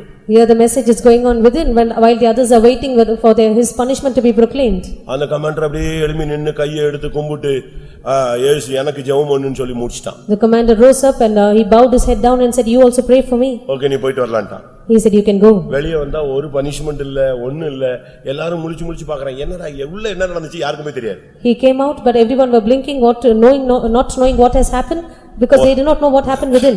1 week கழிச்சு After a week அந்த கமாண்டர் ஒரு சான்ஸ் கிடைச்சது இவனுக்கு ப்ரமோஷன் கொடுத்து விட்டான். the commander got a chance and gave him a promotion. எப்படி? How is that now? தீமை எப்படி மாறிடுச்சு? How did the evil turn into? நன்மையா மாறிடுச்சு. The evil turned into good. நீ யோசேப்பா இருந்தால், If you are Joseph, வெளிப்படுத்தல் உள்ளவனா இருந்தால், if you have a revelation, தரிசனம் உள்ளவனா இருந்தால், if you have a vision, சம்பவிக்க போறவளை அறிந்தவனா இருந்தால், if you know what is going to happen, சிறைச்சாலை உன்னை சிங்காசனத்துக்கு கொண்டு போகும். the prison will take you to the throne. தீமையை தெய்வம் நன்மையாக மாற The பண்ணுவார். Lord will make the evil to turn into good. அதனால தான் ஏறிவான்னு சொல்றேன். That is why I said come up hither. நான் சொல்லல, வேதம் சொல்லுகிறது. I do not say but the Bible tells you. அப்போஸ்தலனாகிய யோவான் பத்துமுதிவிலே அவன் ஒரு சிறைக்கைதியாக காணப்பட்டான். The apostle John was found as a captive in the Isle of Patmos. அவன் அங்க கடந்து பரலோகத்துல மகிமையை பார்த்து கொண்டே இருந்தான். So from in his spirit he was seeing the heaven in his glory. பத்துமுதிவிலிருந்து ஒருத்தனும் தப்பி போகவே முடியாது. No one could escape out of the Isle of Patmos. அது மண்டை ஓடுகள் நிறைந்த இடம். It was an island filled with all his அப்படியே skulls. என்ன அர்த்தம்? செத்து போய் அங்க போயிட்டானா அதோட வாழ்க்கை அங்கதான் முடியுது. It means if a person enters that island he will die, his end is ஆனா there. அந்த இடத்துல தான் கர்த்தர் சொன்னார் இங்கே ஏறி வா. But that is where the Lord said come up hither. உடனே ஆவிக்குள்ளானேன். Immediately I was in the spirit. அவன் நம்ம உடனே ஆவிக்குள்ளாகிற ஒரு பிராக்டீஸ் நமக்கு தேவை. So we should have a practice of immediately getting into the spirit. Mark 3ஆம் அதிகாரத்துல Mark's Gospel chapter 3. இயேசு ஒரு இடத்துக்கு ஏறி போனார். Jesus ascended to a place. தன்னுடைய சீஷர்களையும் ஏறி வரும்படியாக அழைத்தார். He also called his disciples to come up there. Mark 3ஆம் அதிகாரம் 13, 14, 15. Mark's Gospel chapter 3 verses 13 through 15. எதற்காக அவர்களை ஏறி வரச் சொன்னார்? What did he ask them to come there? பின்பு அவர் ஒரு மலையின் மேல் ஏறி தமக்கு சித்தமானவர்களை தம்மிடத்தில் வரவழைத்தார். அவர்கள் அவரிடத்திற்கு வந்தார்கள். அப்பொழுது அவர் 12 பேரை தெரிந்து கொண்டு அவர்கள் தம்மோடே கூட இருக்கவும் பிரசங்கம் பண்ணும்படியாக தாம் அவர்களை அனுப்பவும் வியாதிகளை குணமாக்கி பிசாசுகளை துரத்தும்படி அவர்கள் அதிகாரம் உடையவர்களாய் இருக்கவும் அவர்களை ஏற்படுத்தினார். அருமையானவர்களே, இங்கே ஏறி வரும்படியான அழைப்பு சீஷர்களுக்கு கொடுக்கப்படுகிறது. Beloved ones, now the invitation is given for the disciples to come up there. அவர் ஏறி போய் விட்டார். He has already ascended. இப்போ இவங்களை பார்த்து சொல்றாரு நீங்க நான் இருக்கிற இடத்துக்கு ஏறி வாங்க. Now he looks at the disciples and says come up hither. எதுக்காக? What for? நான் உங்களுக்கு அதிகாரத்தையும் வல்லமையும் தருகிறேன். That I might give you power and authority. பிசாசை துரத்த அதிகாரம் கொடுக்கிறேன். I give you authority to drive out the devil. வியாதியை குணமாக்க நான் அதிகாரம் கொடுக்கிறேன். I give you power to heal the sickness. நீ ஏறி வந்தால் கர்த்தர் உனக்கு பிசாசின் வல்லமைகளை மேற்கொள்ள வியாதியின் கூறுகளை ஒடிக்க உனக்கு வல்லமையும் அதிகாரத்தையும் தருவார். If you will come up hither, the Lord will give you power and authority that you might heal all the stings of sicknesses and also drive out all the demons. நம்முடைய வியாதி சுகமாகிறது மாத்திரமல்ல, Not only our sicknesses should be healed, நமக்கு இருக்கிற பிசாசின் போராட்டங்கள் நீங்குவது மாத்திரமல்ல, not only the conflicts of the devil in our side to be நீ delivered, அநேக பிசாசு பிடித்தவர்களை விடுவிக்க வேண்டும். you should deliver many who are possessed. அநேக வியாதியஸ்தர்களுக்கு நீ சுகத்தை வாங்கி தர வேண்டும். You should bring healing to many who are sick. இன்னைக்கு நமக்கு சுகம் கிடைச்சா போதும் தான் நம்ம ரொம்ப பேர் இருக்கிறோம். Today many of us are satisfied with the healing that எனக்கு we இருக்கிற receive. பிசாசு போராட்டம் நீங்கனா போதும்னு நினைக்கிறோம். We think it is sufficient of only if we are அது delivered out of the மட்டுமல்ல. devil. Not only that, தேவன் உன்னை கொண்டு அநேகருடைய கட்டுகளை அவிழ்க்க விரும்புகிறார். God desires to loose the bands of many through you. அநேக பிசாசின் வல்லமைகளை உன்னை கொண்டு அழிக்கும்படியாக விரும்புகிறார். He desires to destroy many powers of the devil through you. சர்ப்பங்களை மிதிக்க, To trample over serpents, தேள்களை எடுக்க, to take up சத்துருவின் scorpions. சகல வல்லமைகளை மேற்கொள்ள நான் உனக்கு அதிகாரம் கொடுக்கிறேன். I give you authority that you might overcome all the powers of the devil. ஆனால் நீ ஏறி வர வேண்டும். But you should come up hither. இயேசு அந்த இடத்துக்கு ஏறி போய் அவர்களை அங்கே வரவழைத்து அவங்களும் ஏறி போன உடனே அவர்களுக்கு வல்லமையும் அதிகாரமும் கொடுத்தார். Jesus ascended to that place and he also called his disciples to that place, and once they ascended up there he gave them power and authority. இயேசு என்ற வார்த்தை உனக்குள்ள இருந்தால் உனக்குள்ள இருந்து அற்புதங்கள் நடக்கும். If the word Jesus lies in you, then there will be miracles out of you. ஒரு பையன் புதுசா அபிஷேகம் பெற்றான். A boy was freshly anointed. சரியான அபிஷேகம். He had a proper anointing. நேரா வீட்டுக்கு போனான். He went home. வீட்டுக்கு போன உடனே தங்கச்சி ஆட ஆரம்பிச்சிட்டா. The moment he entered the house, his sister started to tremble. அவன் கூடயே பிறந்து அவன் கூடயே வளர்ந்து 20 வருஷத்துக்கு மேல வீட்லயே இருந்த பிள்ளை இன்னைக்கு தான் இவன் அபிஷேகம் பெற்று புதுசா போறான். வீட்டுக்குள்ள போன உடனே அந்த ஆவி என்ன செய்ய ஆரம்பிச்சிருச்சு, ஆடி பொத்துன்னு விழுந்துருச்சு. The child who was born with him, brought up with him for almost 20 years, but when he was truly newly anointed and entered the house, the spirit started to tremble. நீ அபிஷேகத்துல நீ வீட்டுக்கு போ, உன் வீட்டுக்குள்ள இருக்கிற ஆவிலாம் ஓடும். If you will be filled with the anointing, all the spirits in your house will tremble and run away. செய்வன எல்லாம் தட்டு எல்லா கட்டெல்லாம் அறுந்து ஓடும். All the sorceries and enchantments will be loosened. நான் சென்னையில இருக்கும்போது When I was in Chennai, pastor Aruldas camp ரோட்ல ஒரு மீட்டிங் நடத்தினார். Pastor Aruldas conducted a meeting at Camp Road. Tambaram பக்கத்துல It was near Tambaram. ஒரு மண்டபத்துல நடந்தது. It was in one of the halls. அப்போ திருவொற்றியூர்ல இருந்து ஒரு அம்மா ஜெபிக்க முடியாக வந்திருந்தாங்க. There was one sister who had come from Tirutiyur for prayer. பயங்கர செய்வன. She was under a sorcery. அவர் கூட்டம் முடிஞ்சு அந்த தாய்க்கு தலையில கை வச்சு ஜெபம் பண்ணார். After the meeting, he placed his hand on the mother and prayed. அவங்க அன்னைக்கு நைட் வீட்டுக்கு போக முடியல, ஏன்னா ரொம்ப தூரம்ட்டு அங்கேயே தங்கிட்டாங்க. That night she could not return home because it was very far from. காலையில அவங்க பிள்ளைங்க வீட்டுல எழும்புனா Very morning when the children rose up, வீட்டு வாசல்ல பதிச்சிருந்ததானே செய்வனை தேங்காய் இங்க கை வச்ச உடனே அது எங்க வந்துருச்சு, இங்க அமுக்குன உடனே அது வெளியே வந்துருச்சு, டப்புன்னு வெளியே வந்துருச்சு. தலையில கை வச்ச உடனே அது வெளியே வந்துருச்சு. the sorcery that was done with the coconut in the doorpost was brought out the moment he placed his hand on the woman here. கர்த்தர் உனக்கு இந்த அதிகாரத்தை இன்னைக்கு தர போறார். God is going to give you this authority today. நீ பிசாசை பார்த்து பயப்படாத. Do not tremble at Satan. செய்வன மந்திரங்களை பற்றி பயப்படாத. Do not be fearing about enchantment, divination. நம்ம ஆளுங்கள ரொம்ப அதுவும் கேரளா மந்திரவாதம்னா நம்மால உடனே ஸ்தோத்திரம் பண்றதை விட நிறுத்திடுவான். Our children will tremble, our people will tremble if it is even the enchantment of Kerala. ஏன்னா அங்கனா கொஞ்சம் வெயிட்டா இருக்கும். Because there it is very strong. எல்லாவற்றையும் விட வெயிட் ஒரு சக்தி இருக்கு. எது?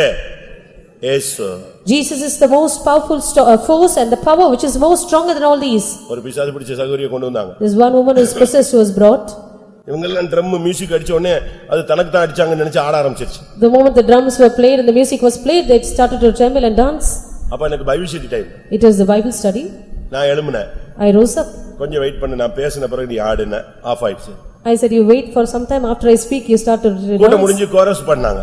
After the meeting was over, there was a chorus song. அந்த அடி இவங்க அடிக்கிற இந்த ட்ரிப் அடிக்கிற அடியில அது திரும்பவும் ஆட ஆரம்பிச்சிருச்சு. Again when the drum was played, it started to dance again. முடிஞ்சு போச்சு.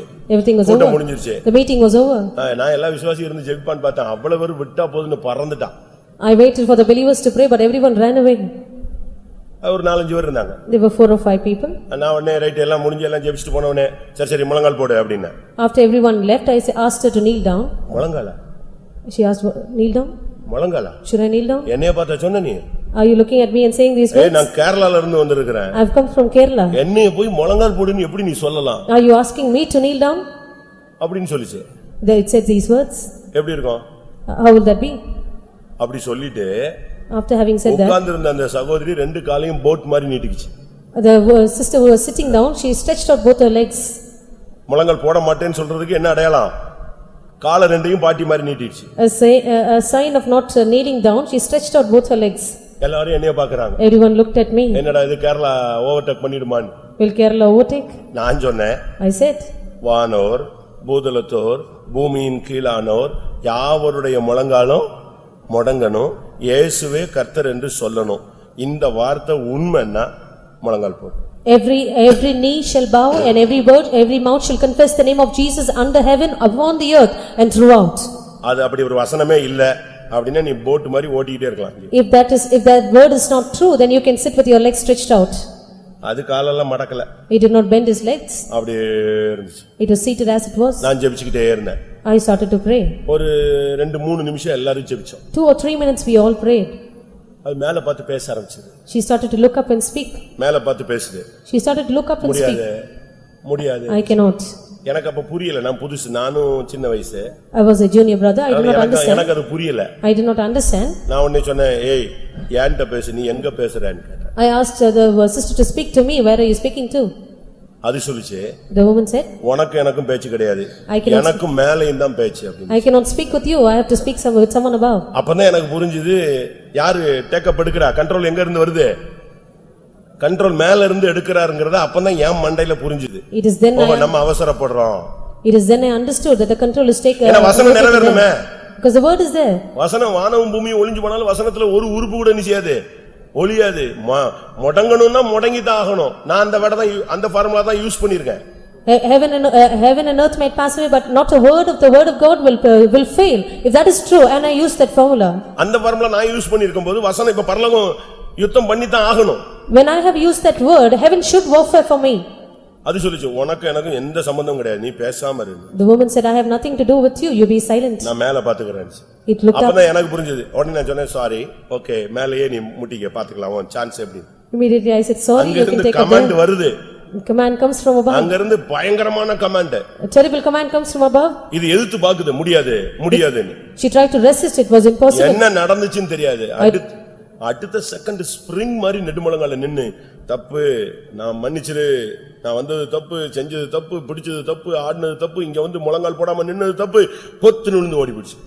The very moment it was on its knees and she started to say it was wrong, forgive me, and what I did is wrong, and this and that and everything, it asked pardon and all.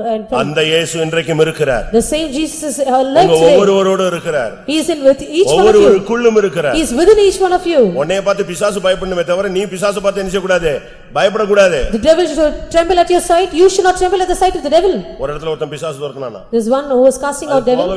He did not go. கடைசில சொன்னான் please தயவு செய்து போய்டுனா. Finally he pleaded with the devil to go. போமா. Will it go?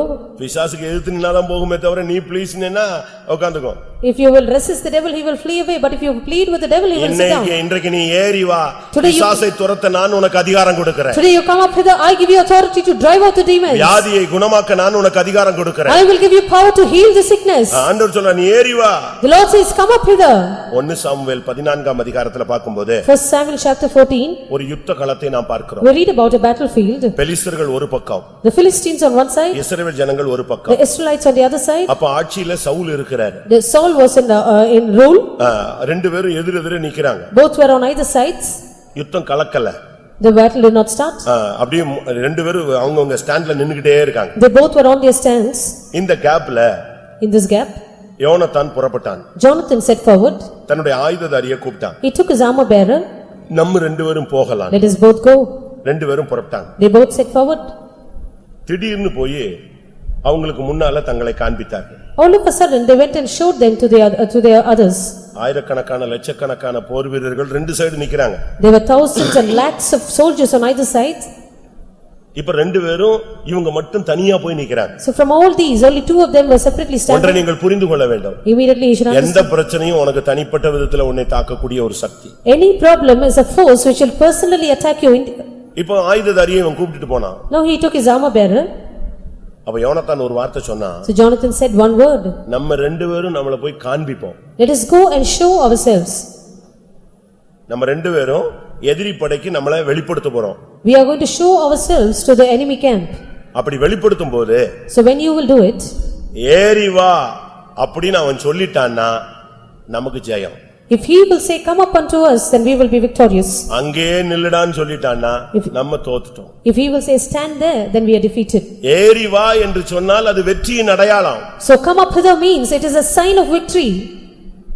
இவங்க ரெண்டு பேரும் தன்னை காட்டினாங்க. So they went and showed themselves. 1 Samuel 14:10. 1 Samuel chapter 14 verse 10. 9-10 வாசி. Verses 9 and 10.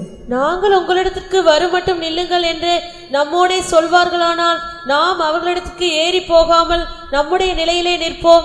எங்களிடத்துக்கு ஏறி வாருங்கள் என்று சொல்வார்களானால் ஏறி போவோம். கர்த்தர் அவர்களை நம்முடைய கையில் ஒப்புக்கொடுத்தார், இது நமக்கு அடையாளம் என்றான். உன் வாழ்க்கையில யுத்தகலத்துல இருக்கிற உன்னை பார்த்து சத்துருவே சொல்லுவான் நீ ஏறி வான்டா நீ ஜெயிச்சிட்டேன்னா. You who are found in a battlefield, the enemy himself will challenge you saying come up hither, it means you are victorious. ஏறி வா என்பது வெற்றியின் அடையாளம். Come up hither is a sign of victory. நீ ஜெபத்துல ஏறி வந்துட்டேன்னா நீ ஜெயிக்க போற. If you ascended in prayer, then you are victorious. பிரதிஷ்டையில நீ ஏறி வந்துட்டேன்னா நீ ஜெயிக்க போற. If you will take a step upward in your consecration, you are going to be victorious. விசுவாசத்திலும் பரிசுத்தத்திலும் நீ ஏறி வந்தால் நீ ஜெயிக்க போற. If you will ascend in faith and holiness, then you are going to be victorious. அதனால ஏறி வர்றது வெற்றியின் அடையாளம் என்பதை நான் உங்களுக்கு இன்றைக்கு வேதவசனத்தில் சொல்லுகிறேன். So through the word of God I clearly tell you, coming up hither is a sign of victory. யார் இந்த வார்த்தையை சொன்னது? Who said these words? யார் இந்த வார்த்தையை சொன்னது? Who said these words? சத்துருவே சொன்னான் ஏறி வா. The enemy himself said come up unto us. வாசித்து பாருங்கள். You can read. அடுத்த வசனம். 12ஆம் வசனம். தானியம் இருக்கிற மனுஷர் யோனத்தானையும் அவன் ஆயுததாரியும் பார்த்து எங்களிடத்துக்கு ஏறி வாருங்கள் சொல்லிட்டானா? Hasn't he said? இவன் போட்ட அடையாளம் என்னது? What was his sign? ஏறி வான்னு சொல்லிட்டா நம்ம ஜெயிக்கிறோம்ங்கிறதுக்கு அடையாளம். அதே வார்த்தையை சத்துரு சொல்றான், ஏறி வா. He said, if you will say, come up unto us, then it means we are going to be victorious. The same words were uttered by the enemy. எவ்வளவு தெளிவாக தேவன் அந்த இடத்துல இடைபடுகிறார். How clearly the Lord is dealing in that place. ஏறி போறது சாதாரண காரியம் அல்ல. It is not an easy thing to go up அது hither. ஸ்டெப்ல ஏறி போறது அல்ல. It is not just stepping upward. இந்த ஆவிக்குரிய யுத்தம்ங்கிறது சும்மா நடைபயிற்சி மாதிரி போறது, வாக்கிங் அல்ல. Spiritual warfare is not just a practice by walk. ரெண்டு பேருக்கு நடுவுல ரெண்டு மலை நின்னுது. There were two mountains between these two camps. ரெண்டு பாறை. There were two rocks. எப்படிப்பட்ட பாறை தெரியுமா? You know what kind of rock? 4 வசனம். Verse 4. யோனத்தான் பெலிஸ்தரின் தானியத்துக்கு போக பார்த்த வழிகளின் நடுவே இந்த பக்கம் ஒரு செங்குத்தான பாறையும் அந்த பக்கம் ஒரு செங்குத்தான பாறையும் இருந்தது. ஒன்றுக்கு போசேஸ் என்று பேர், மற்றொன்றுக்கு சேனை என்று பேர். ஏறிவான்னு சொன்ன உடனே சும்மா அப்படியே கையை வைத்துட்டு ஏறி போறதல்ல. To come up hither, it does not mean easily going up hither. ஏறி போறது எப்படிப்பட்ட பாறையில ஏறி போணும்? What kind of rock we should pass through when you have to ascend? செங்குத்தான பாறை. A sharp rock. ஒன்றுக்கு போசேஸ் என்று பெயர், மற்றொன்றுக்கு சேனை என்று பெயர். One was called Bozis and the other was called Sinai. போசேஸ் அப்படினா பளபளப்பானன்னு அர்த்தம், shining. Bozis means it is shining. சேனைன்னு சொன்னா முள்ளு. Sinai means it is a thorn or a prick. எப்படி இருக்குன்னு யோசிச்சு பாருங்க. You can imagine how it is. சும்மா ஏறிவான்னு சொல்லிட்டான். He said just come up. ஏறுவது ஜெயத்தின் அடையாளம்ங்கறது நான் பிரசங்கம் பண்றேன். I am also preaching coming up hither is a sign of victory. But how should you climb up? How should you climb up? ஒரு பகுதியில பாத்தீங்கன்னா இந்த கிறிஸ்தவ வாழ்க்கை சும்மா ஷைன் பண்ற வாழ்க்கை, அப்படியே அல்லேலூயா போட்டு போலாம். இன்னொரு பகுதியில நீ எதுல ஏறணும்? முள்ளுல ஏறணும். On one side Christian life is just a glittering one where you can say hallelujah and go on, but the other side you have to climb on pricks and thorns. பாடுகள்ல நீ ஏறி போகணும். You have to ascend up sufferings. Golgotha மலையில இயேசு ஏறி போனார். Jesus went up the Mount Golgotha முள்முடி சூட்டப்பட்டவராக, as one who is crowned with thorns. முழு முதுகெல்லாம் உளப்பட்டதாக, his back being plowed. அப்படிப்பட்ட ஒரு பாதையில அவர் கடந்து போய் தான் ஜெயத்தை எடுத்துக்கொண்டார். Having passed through such a path he was victorious. எங்கே ஏறி போனார்? Where did he ascend? கொல்கதாவுக்கு ஏறி போனார். He went up to Golgotha. அதுதான் முழு உலக மீட்புக்கும் காரணமாக அமைந்தது. That became the reason of the redemption of the whole world. அதனால இந்த மார்க்கம் ஒரு பகுதியில பாத்தீங்கன்னா ரொம்ப ஷைனிங்கா இருக்கும், மற்றொரு பகுதியில இது ஒரு முள் சூழ்ந்த ஒரு பாதை. This religion might be shining on one side, but the other side it is a path filled with thorns. அவங்க ஏறி வான்னு சொன்ன உடனே The moment they said come up unto us. யோனத்தான் என்ன சொன்னான் தெரியுமா? You know what Jonathan said? தன் ஆயுததாரியை நோக்கி என் பின்னாலே நீ ஏறி வா. Looking at his armor bearer he said follow me, come up on 13ஆம் வசனம். யோனத்தான் தன் கைகளாலும் தன் கால்களாலும் தவழ்ந்து ஏறினான். அவன் ஆயுததாரி, அவன் பின்னாலே ஏறினான். எப்படி ஏறினாங்க இந்த மார்க்கத்துல? எப்படி முன்னேறினாங்க அவங்க? How did they progress in this religion? கைகளாலும் கால்களாலும் தவழ்ந்து அந்த முள்ளுல ஏறினாங்க. In the stones they climbed up with their hands and their feet. விசுவாச பாதை என்பது சுலபமானது அல்ல. Life of faith is not an easy one. அது முள்ளுகள் நிறைந்தது. It is filled with thorns. வேதனைகள் நிறைந்தது. Filled with pain. பாடுகள் நிறைந்தது. Filled with sufferings. கண்ணீர் நிறைந்தது. Filled with tears. இத பார்த்து நீ பின்வாங்கிர கூடாது. You should not backslide seeing all these. ஜெயிக்கணும்னு முடிவு எடுத்துட்டியா, ஏறிடு. Once you decided to be victorious, you climb up. ஒரு இதுல ஒரு நடிகர் பேசுறாரு. There's one actor who spoke. 3 தவளை மலையில ஏற போச்சான். The 3 frogs were trying to climb up a mountain. அப்ப எல்லாரும் சொன்னாங்க, ஐயோ ஏற முடியாது, அங்க பாம்பு இருக்கு, கடிச்சிரும், கொத்திரும், கீழ தள்ளிரும், அப்படி இப்படின்னு சொன்னாங்க. So others said there's a snake there, it will bite you and it will sting you, therefore do not climb, you cannot climb. ஒரு 500 அடி. It was 500 feet. 100 அடி ஏறின உடனே ஒரு தவளை நெஞ்சிருச்சு, பொத்துன்னு கீழ விழுந்துச்சு. After finishing 100 feet there was one frog which fell down. 300 அடி ஏறின உடனே அடுத்த தவளை பொத்துன்னு கீழ விழுந்துச்சு. After 300 feet the next one fell down. ஆனா ஒரு தவளை மட்டும் அது வாட்டுக்கு ஏறி எங்கேயே போயிடுச்சு, உச்சிக்கே போயிடுச்சு. But the last one it just climbed up the mountain, went to the height. அப்ப எல்லாரும் கேட்டாங்களா? So everyone asked. இது 100ல விழுந்துச்சு, அது 300ல விழுந்துச்சு, இது மட்டும் போயிட்டே இருந்துச்சு, எப்படி போயிடுச்சு? One fell at 100, the other at 300, but this one kept on moving. How was that possible? எப்படி போச்சு? How did it go? எல்லாரும் கத்திட்டு இருக்கான், அங்க பாம்பு நிக்கி, கொத்திரும், முழுங்கிரும் அப்படின்னு. ஆனா இந்த தவளை போய்கிட்டே இருந்துச்சு. அப்பதான் சொன்னாங்களா, அந்த தவளைக்கு காதே கேட்காது. Everyone was shouting, there is a snake, there is this and that there, it will sting you and bite you, but finally they found out that the frog was deaf. அவன் பேசுற நிந்தை, அவமானம், கேவலம் இதெல்லாம் நீ கேட்டுட்ட, 100 அடி போவே, மிஞ்சி போயிட்டா 300 அடி போவே, ரோட்ல கீழ விழுந்துருவ. ஆனா என் தாசனை இல்லாமல் செவிடன் யாருங்கிறவன் போய்கிட்டே இருப்பான். If you will hear all the shame and reproaches, the words of reproach that others will utter, that you will go 100 feet or 300 feet, fall back to the road. But if you will be like a messenger who is deaf, then you will go on. யோனத்தான் ஏறினான். Jonathan ascended. அவன் ஆயுததாரி ஏறினான். His armor bearer followed him. தவழ்ந்து கைகளாலும் கால்களாலும் தவழ்ந்து அந்த செங்குத்தான பாறையில முள்ளுல வளவளப்புல பளபளப்புல ஏறி மேல போய்ட்டான். They climbed up with their hands and their feet, and in that sharp rock they went up and reached the height. போன வேகத்துல ஜெயம் கிடைத்தது. The very moment they reached there was victory. அருமையான சகோதரனே சகோதரியே, Beloved sister, beloved brother, நீ ஏறி வந்தால் உன் வாழ்வில் சம்பவிக்க போறது உனக்கு தேவன் வெளிப்படுத்துவார். if you will climb up hither, the Lord will reveal to you what is going to happen in your life. நீ ஏறி வந்தால் மற்றவருடைய வேதனை உனக்கு வெளிப்படுத்துவார். The Lord will reveal to you the pain and the torment that is in the life of others if you will நீ ascend. ஏறி வந்தால் உனக்கு வல்லமையும் அதிகாரத்தையும் அவர் தருவார். If you will climb up, the Lord will give you power and authority. நீ ஏறி வந்தால் கர்த்தர் உனக்கு ஜெயத்தை தருவார். If you will climb up, the Lord will grant you the victory. அப்போஸ்தலர் 1:13 படி நீ ஏறி வந்தால் உனக்கு அபிஷேகம் கிடைக்கும். Acts 1:13, the Lord will give you the anointing too. அவர்கள் மேல் வீட்டில் ஏறினார்கள். They went up to the upper chamber. அவர்கள் ஜெபத்திலும் வேண்டுதலிலும் ஒருமனப்பட்டு தரித்திருந்தார்கள். They were unified in prayer and also in supplication. சரியான ஒரு அபிஷேகம் பலத்த காற்று போல இறங்கினது. As a strong wind, a proper anointing descended upon them. ஞானஸ்நானம் எடுத்ததோடு நின்று விடாத. It will not, do not stop with water baptism. சர்ச்சில மெம்பர் ஆனதோடு நின்றாத. Just being a member of the church, do not stop there. ஏதோ ஒரு nominal கிறிஸ்டியனா சபையில இருந்திராத. Do not remain as a nominal Christian in the church. இந்த கொணவட்டம் சர்ச்சுக்கு நீ சப்ஸ்கிரைபரா இருக்காத. Do not be a subscriber of Konavatam church. அப்படிதானே? இந்த சபையினுடைய வெல்விஷரா நீ இருக்க கூடாது. Do not be a well-wisher of the church. இந்த சபைக்கு நீ ஒரு முதுகெலும்பா நிக்கணும். You have to be a backbone of the church. இந்த சபையினுடைய நீ ஒரு அங்கத்தினன். You are a member of the church. அப்படியானால் நீ அபிஷேகம் பெற்றவனாய் மாற If வேண்டும். that is so, you should be anointed. நீ மேல் வீட்டில் ஏறி வா, நான் உன்னை அபிஷேகிப்பேன். You come up to the upper chamber, I will anoint you. 1 ராஜாக்கள் 18 அதிகாரம் 42 வசனத்தை பார்க்கும் பொழுது 1 Kings chapter 18 verse 42. அங்க என்ன சொல்லப்பட்டிருக்கிறது? What is said there? எலியா கர்மேல் பர்வதத்தின் மேல் ஏறினான். Elijah ascended up Mount Carmel. அங்கே ஒரு சிகரத்தின் மேல் ஏறினான். He went up a cliff. தன்னுடைய முகம் தன்னுடைய முழங்கால் பட குனிந்தான். He fell down towards his knees. தேவனை நோக்கி ஜெபித்தான். He bowed down on his knees and he prayed to the Lord. Why? வானம் அடைக்கப்பட்டிருந்தது. The heavens were shut. அநேக ஆசீர்வாதங்கள் தடை பண்ணப்பட்டிருக்கிறது. Many blessings were being hindered. உன்னுடைய ஆசீர்வாதம் மறுபடியும் வானம் உனக்கு திறக்கணும். And the heaven should again open for you for the blessing. வானம் மறுபடியும் உனக்கு திறக்கணும்னா நீ மறுபடியும் கர்மேல் பர்வதத்தில நீ ஏறணும். If the heaven should reopen for you, you should once again ascend Mount Carmel. உன்னுடைய ஆதி நிலவரத்துக்கு நீ மறுபடியும் ஏறி வருவாயாக. You should return back, climb up other to your early state.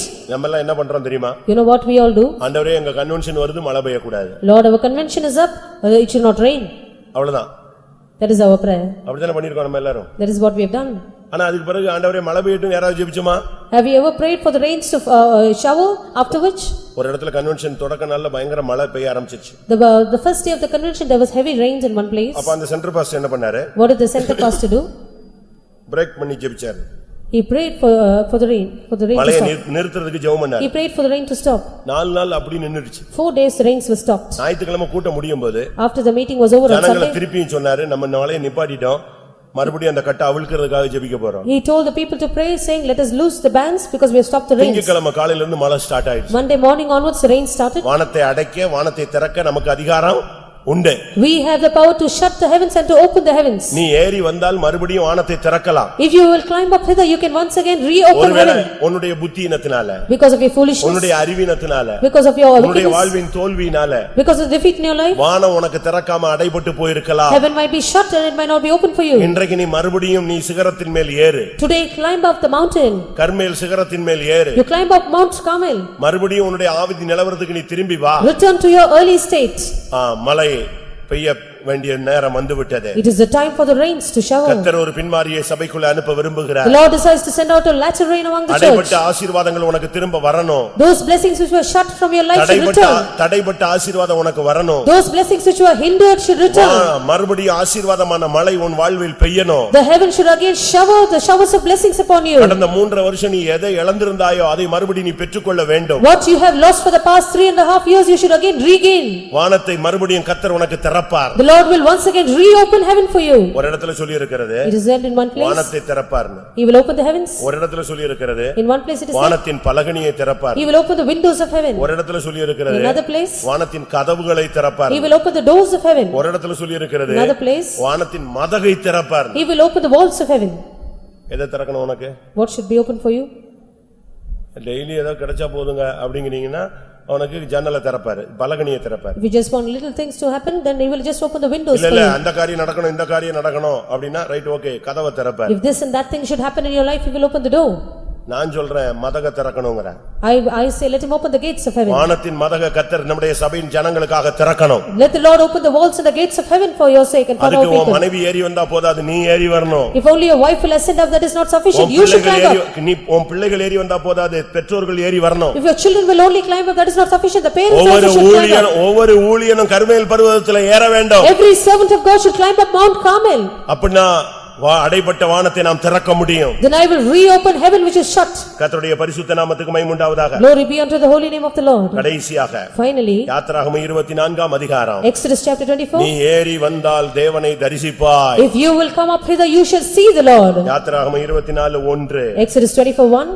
பின்பு அவர் மோசேயை நோக்கி, நீயும் ஆரோனும் நாதாபும் அபியோவும் இஸ்ரவேலின் மூப்பரில் 70 பேரும் கர்த்தரிடத்தில் ஏறி வந்து தூரத்திலிருந்து பணிந்து கொள்ளுங்கள். இங்கே தூரத்திலிருந்து பணிந்து கொள்ளுங்கள் என்று சொல்லப்பட்டிருக்கிறது. Here it is said, you shall worship me from afar off. ஆண்டவரை பணிந்து கொள்ள, ஆண்டவரை தரிசிக்க நீ ஏறி வர வேண்டும். You have to climb up in order to worship the Lord, to see the Lord. 9ஆம் வசனத்தை பார்க்கும் பொழுது Reading verse 9. அவர்கள் ஏறி வந்து பணிந்து கொள்ளவில்லை, ஏறி வந்து தேவனை தரிசித்தார்கள், அவரோடு புசித்தார்கள்.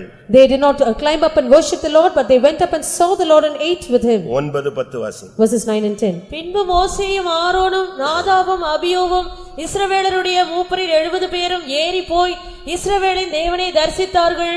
அவருடைய பாதத்தின் கீழே நீல கல்லளித்த வேளைக்கு ஒப்பாகவும் தெளிந்த வானத்தின் பிரபைக்கு ஒப்பாகவும் இருந்தது. அந்த 70 பேர் மோசே, ஆரோன், நாதாப், அபியூ, ஊழியர்கள், விசுவாசிகள், தேவனுடைய பிள்ளைகள் எல்லாரும் நாம் ஏறி போனால் தேவனை தரிசிக்கலாம். Moses, Aaron, Nadab and Abihu and all the 70 other nobles, the servants of God and the believers, we can climb up and see the Lord. இது ஒரு step. This is one step. 12:13 பார்க்கும் பொழுது Verses 12 and 13. கர்த்தர் மோசேயிடம் சொல்றார், இன்னும் நீ ஏறி வா. The Lord says unto Moses, you come up unto me. அவன் இன்னும் ஏறி போனான். He went up to the Lord. அங்கே தேவனோடு அவன் பேசினான், ஒரு மேகம் அவனை மூடிக்கொண்டது. There he spoke with the Lord and a cloud covered him. பிரியமானவர்களே, Beloved ones, நாம் எல்லாவற்றுக்கும் மேலாக நாம் தேவனை தரிசிக்க நாம் ஏறி வர வேண்டும். above all, we should climb up to see the Lord. இன்னைக்கு நீ ஏற வேண்டிய ஒரு நேரம் வந்து விட்டது. Today it is a time that you should ascend up. நீ இருக்கிற நிலவரம் போதாது. The place or the state which you are in is not sufficient. இந்த நார்மல் ஸ்டேஜ்ல நீ பரலோகத்துல போக முடியாது. Being in a normal state, you cannot enter heaven. இத வைத்து உன்னுடைய வாழ்க்கையினுடைய போராட்டங்களை நீ ஜெயிக்க முடியாது. With this, you cannot overcome the conflicts in your life. எல்லாரும் கண்களை மூடுவோம். Let us all close our eyes. நீ ஏறி வர வேண்டிய நேரம். It is the time you should climb up. ஒன்று நீ ஏறி வந்தால் இனி சம்பவிக்க போறது உனக்கு தென்படும். Number one, if you climb up, he will show you what is going to happen hereafter. நீ ஜெபத்திலே ஏறி வந்தால் உனக்கு கர்த்தர் மற்றவருடைய வேதனைகளை, போராட்டங்களை உனக்கு வெளிப்படுத்துவார். If you will climb up in prayer, the Lord will reveal to you the pain and torment and the conflicts in the life of others. இன்றைக்கு நீ ஏறி வந்தால் கர்த்தர் உனக்கு வல்லமையும் அதிகாரமும் தருவார். Today, if you will climb up, the Lord will give you power and authority. நீ ஏறி வந்தால் யுத்தத்திலே நீ ஜெயிப்பாய். வெற்றியின் அடையாளம் ஏறி வா. If you will climb up, you will be victorious in the battle, and the sign of victory is to climb up. நீ ஏறி வா. கர்த்தர் இன்றைக்கு உனக்கு ஒரு மேல்வீட்டின் அபிஷேகத்தை தருவார். You climb up, the Lord will give you the anointing of the upper chamber. நீ ஏறி வா. அடைபட்ட ஆசீர்வாதங்கள், தடைபட்ட ஆசீர்வாதங்கள் மறுபடியும் கர்த்தர் வானத்தை திறந்து உனக்கு மேல் கொட்டுவார். You climb up, all the blessings which you are shut, all the blessings which you are hindered, the Lord will open the heavens and shower upon you. எல்லாவற்றுக்கும் மேலாக Above all, நீ ஏறி வா. you climb up. எக்காலம் தொனிக்கும், நீ அவரை தரிசிப்பாய். The trumpet will sound, you shall see him. நான் ஏறி வர வாஞ்சிக்கிறேன் சொல்றவங்க கண்களை மூடி முழங்கால் படியிடுவோம். All those who desire to climb up, let us all close our eyes, kneel down. கர்த்தர் என்னோடு பேசுகிறார் என்பதை விசுவாசிக்கிறவர்கள் கண்களை மூடி முழங்கால் படியிடுங்க. Those who believe the Lord is speaking with me, close your eyes and kneel down. இந்த ஆவிக்குரிய வாழ்க்கை போதாது. This spiritual life is not sufficient. இன்னும் நீ இறங்கி ஏறி வர வேண்டிய நேரம் வந்து விட்டது. The time that you have to climb up higher has come. கர்த்தர் இன்னும் உன்னுடைய வாழ்வில் ஒரு மேன்மையை எதிர்பார்க்கிறார். The Lord expects an excellent state in your life. நீதி செய்கிறவன் இன்னும் நீதி செய்ய வேண்டும். He that is just, let him be more just. பரிசுத்தம் உள்ளவன் இன்னும் தன்னை பரிசுத்தமாக்க வேண்டும். He that is holy, let him sanctify himself even more. ஆண்டவரே, நான் ஏறி வருகிறேன் சொல்றவங்க உங்களுடைய வலது கரத்தை உயர்த்துங்க. All those who say, Lord, I will climb up higher, lift up your right hands. அப்படியானால் If that is so, கர்த்தர் இன்றைக்கு உனக்கு முதல் செய்ய போகிறது என்ன? what is the Lord going to do in your life first? உன் கண்ணை திறக்க போகிறார். He is going to open your eyes. நீ மகிமையானவைகளை காண்பாய். You shall witness glorious things. உன் செவியை திறக்க He போகிறார். will open your ears. கர்த்தர் உன்னோடு பேச The போகிறார். Lord will speak to you. எத்தனை பேருக்கு இந்த பிராக்டீஸ் வேணும்? How many of you know what this practice? இதுவரைக்கும் அக்காட்ட பேசினாரு, ஆண்டவர் என் மனைவிட்ட பேசினாரு, புருஷன்ட்ட பேசினாரு, தீர்க்க தரிசனத்துல பேசினாரு. இனி உன்னோடு பேச போறேன். Up till now he has spoken to my sister, to my wife, and through the prophecy, but hereafter he is going to speak to you. எத்தனை பேருக்கு அந்த ஆசை? How many of you desire this? ஆண்டவரே, நான் அவங்க கிட்ட பேசினதுக்காக நான் சந்தோஷப்பட்டேன். என்னை பத்தி ஆண்டவர் அப்படி சொன்னாரு இப்படி சொன்னாரு, கர்த்தர் என்கிட்ட ஒவ்வொரு பிரசங்கத்திலையும் பேசினாரு, தீர்க்கதரிசனத்துல பேசினாரு, நான் சந்தோஷப்பட்டேன். அதை விட இன்னொரு பகுதி இருக்கு, நீங்க என்னோடு நேரடியா பேசுறது, அதுதான் எனக்கு வேணும். Lord, I rejoice for you having spoken about me to that person and this person and through the prophecy, but something that is better, you should speak with me. நான் சொல்ற இந்த வார்த்தையை கவனிங்க. You listen to my words. யார் யார்ட்டெல்லாமோ கர்த்தர் பேசின காலங்கள் உண்டு. There were period of time when the Lord spoke to others about you. உனக்காக, for you, உன் நிமித்தம், for your sake, கர்த்தர் மற்றவர்கள் மூலமாய் உன்னோடு பேசினார். the Lord spoke to you through the others. இன்னைக்கு ஏறி வா. But today you come up. கர்த்தர் உன் மூலமா பேச போறார். Through you the Lord is going to speak. எது உனக்கு வேணும்? What do you need? யார் மூலமாவது கர்த்தர் உன்கிட்ட பேசணுமா, இல்ல என்னை அழைத்த தேவன் என்னோடு நேரடியா பேசணுமா? Should the Lord speak to you through someone, or the Lord who called you should directly speak to you? பேசுவாரா? Will the Lord speak? நிச்சயம் பேசுவார். Definitely he will speak. அவர் மண்ணோ கல்லோ அல்ல, பேசும் தெய்வம். He is not just a stone or a dust, he is a God who speaks. இன்னைக்கு கர்த்தர் இன்னைக்கு உன்னோடு பேசும்படியாக வந்திருக்கிறார். Today the Lord has come down that he may speak with you. இன்னைக்கு இந்த கூட்டத்துல இருந்து அது ஸ்டார்ட் ஆக போகுது. It is going to begin with this meeting. இன்னைக்கு நைட்ல இருந்து அது ஸ்டார்ட் ஆக போகுது. From this night on it is going to start. இனி தேவன் உன்னோடு பேசுகிற காலங்கள் வந்துவிட்டது. The period of time when the Lord will speak to you has come.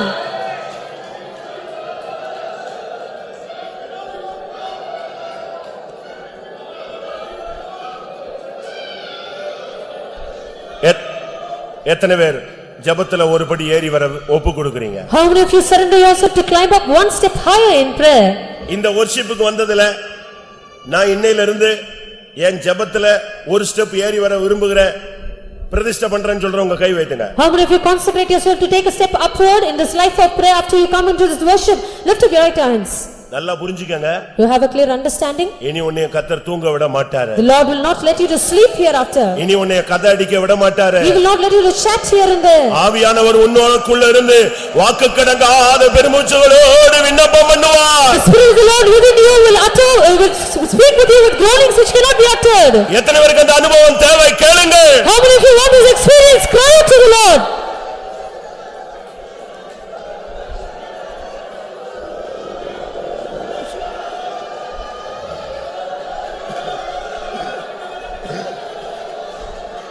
ஆமா, இதுவரை உனக்கு பிசாசு துரத்துனதை நீ பார்த்திருப்பாய். Up till now you would have witnessed the devil being driven out. உன் வியாதி சுகமாக்கப்பட்டதை நீ அனுபவித்திருப்பாய். You could have experienced your sickness being healed. இன்றையிலிருந்து But today on, உன் மூலமாய் கர்த்தர் குணமாக்க போகிறார். through you the Lord is going to heal. உன் மூலமாய் பிசாசின் தலையை நசுக்க போகிறார். Through you is going to bruise the head of Satan. எத்தனை பேர் அதை வாஞ்சிக்கிறீங்க? How many of you desire? உன்னை கொண்டு நான் ஜாதிகளை நொறுக்குவேன். Through you I will break the nations. உன்னை நான் புதிதும் கூர்மையான யந்திரமாய் மாற்றுவேன். I will make you a new and a sharp threshing instrument.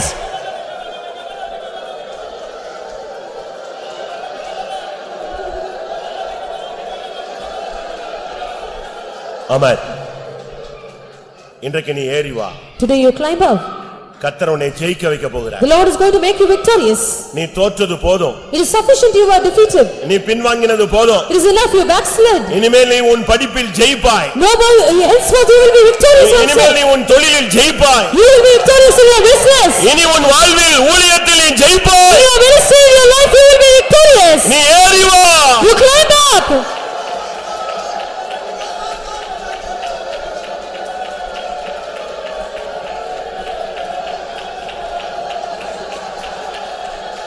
ஆம். தடைபட்டு விட்டது, அடைபட்டு விட்டது, எனக்கு வளர்ச்சியே இல்ல, நான் அப்படியே போயிட்டேன், இதெல்லாம் இதுவரை உன்னுடைய அறிக்கை. Your confession up till now was that you have no growth, it is hindered, it is also stopped, and I am just like that. இன்னைக்கு கர்த்தர் சொல்றார். But today the Lord says, என் மகனே, my son, என் மகளே, my daughter, எலியாவே, oh Elijah, நீ ஏறி வா. you climb up. நான் வானத்தை திறக்க போகிறேன். I am going to open the heavens. வருஷக்கணக்காய் அடைபட்ட ஆசீர்வாதத்தை திரும்ப தரப் போகிறேன். I am going to restore unto you the blessings which you have hid for so many years. இது தேவன் உனக்காக கிரியை செய்கிற நேரம். This is the God who is working for you. இப்பொழுதே ஆசீர்வாதத்தை பெற்றுக்கொள். Right now receive the blessing.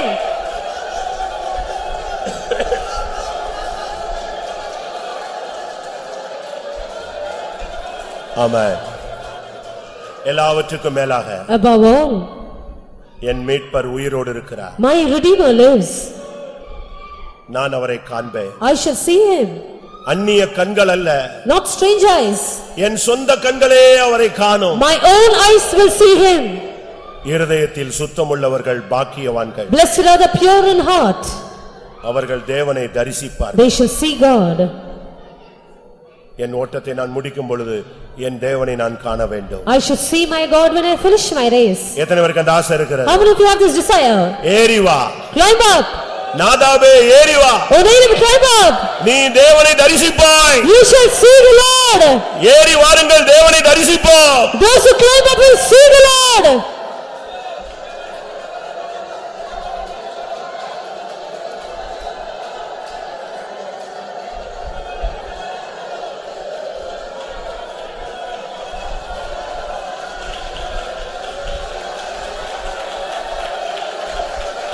Hallelujah, hallelujah, hallelujah.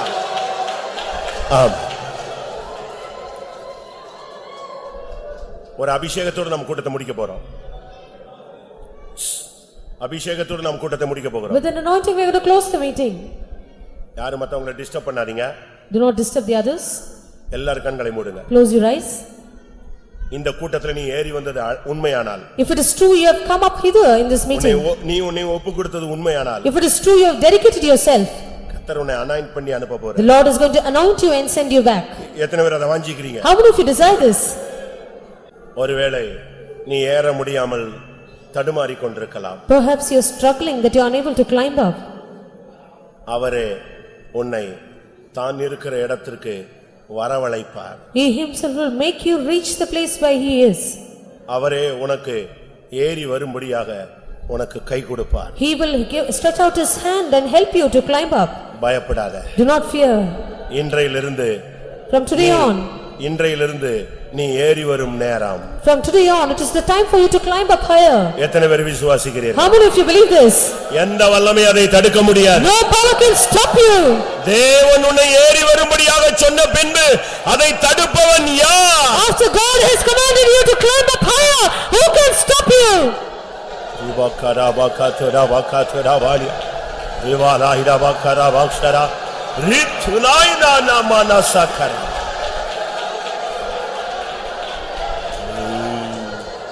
ஆம். கர்த்தருடைய சமூகத்துக்காய் ஸ்தோத்திரம் பண்ணுவோம். தேவனுடைய வார்த்தைகளுக்காய் ஸ்தோத்திரம் பண்ணுவோம். ஏறி வரும்படியான தேவனுடைய அழைப்புக்காய் ஸ்தோத்திரம் பண்ணுவோம். ஏறி வந்தால் என்ன கிடைக்கும் என்பதை தேவன் நமக்கு சொல்லிக் கொடுத்தபடினாலே ஸ்தோத்திரம் பண்ணுவோம். இந்த உலக ஓட்டம் முடியும் பொழுது ஏறி போய் நாம் அவரை தரிசிக்க போகிறோம். அதற்காய் ஸ்தோத்திரம் பண்ணுவோம். அந்த நாளுக்கென்று எல்லாரையும் ஆயத்தப்படுத்த முடியாய் ஸ்தோத்திரம் பண்ணுவோம். பிதா குமாரன் பரிசுத்த ஆவியானவருக்காய் ஸ்தோத்திரம் பண்ணுவோம். எல்லா மகிமையும் அவருக்கே செலுத்தி ஸ்தோத்திரம் பண்ணுவோம். ஜெபம். எங்களை நேசிக்கிற நல்ல ஆண்டவரே, ஆசீர்வதிக்கப்பட்டதான நம்முடைய மகிமையின் சமூகத்துக்கு நன்றியோடு உம்மை ஸ்தோத்திரிக்கிறோம்.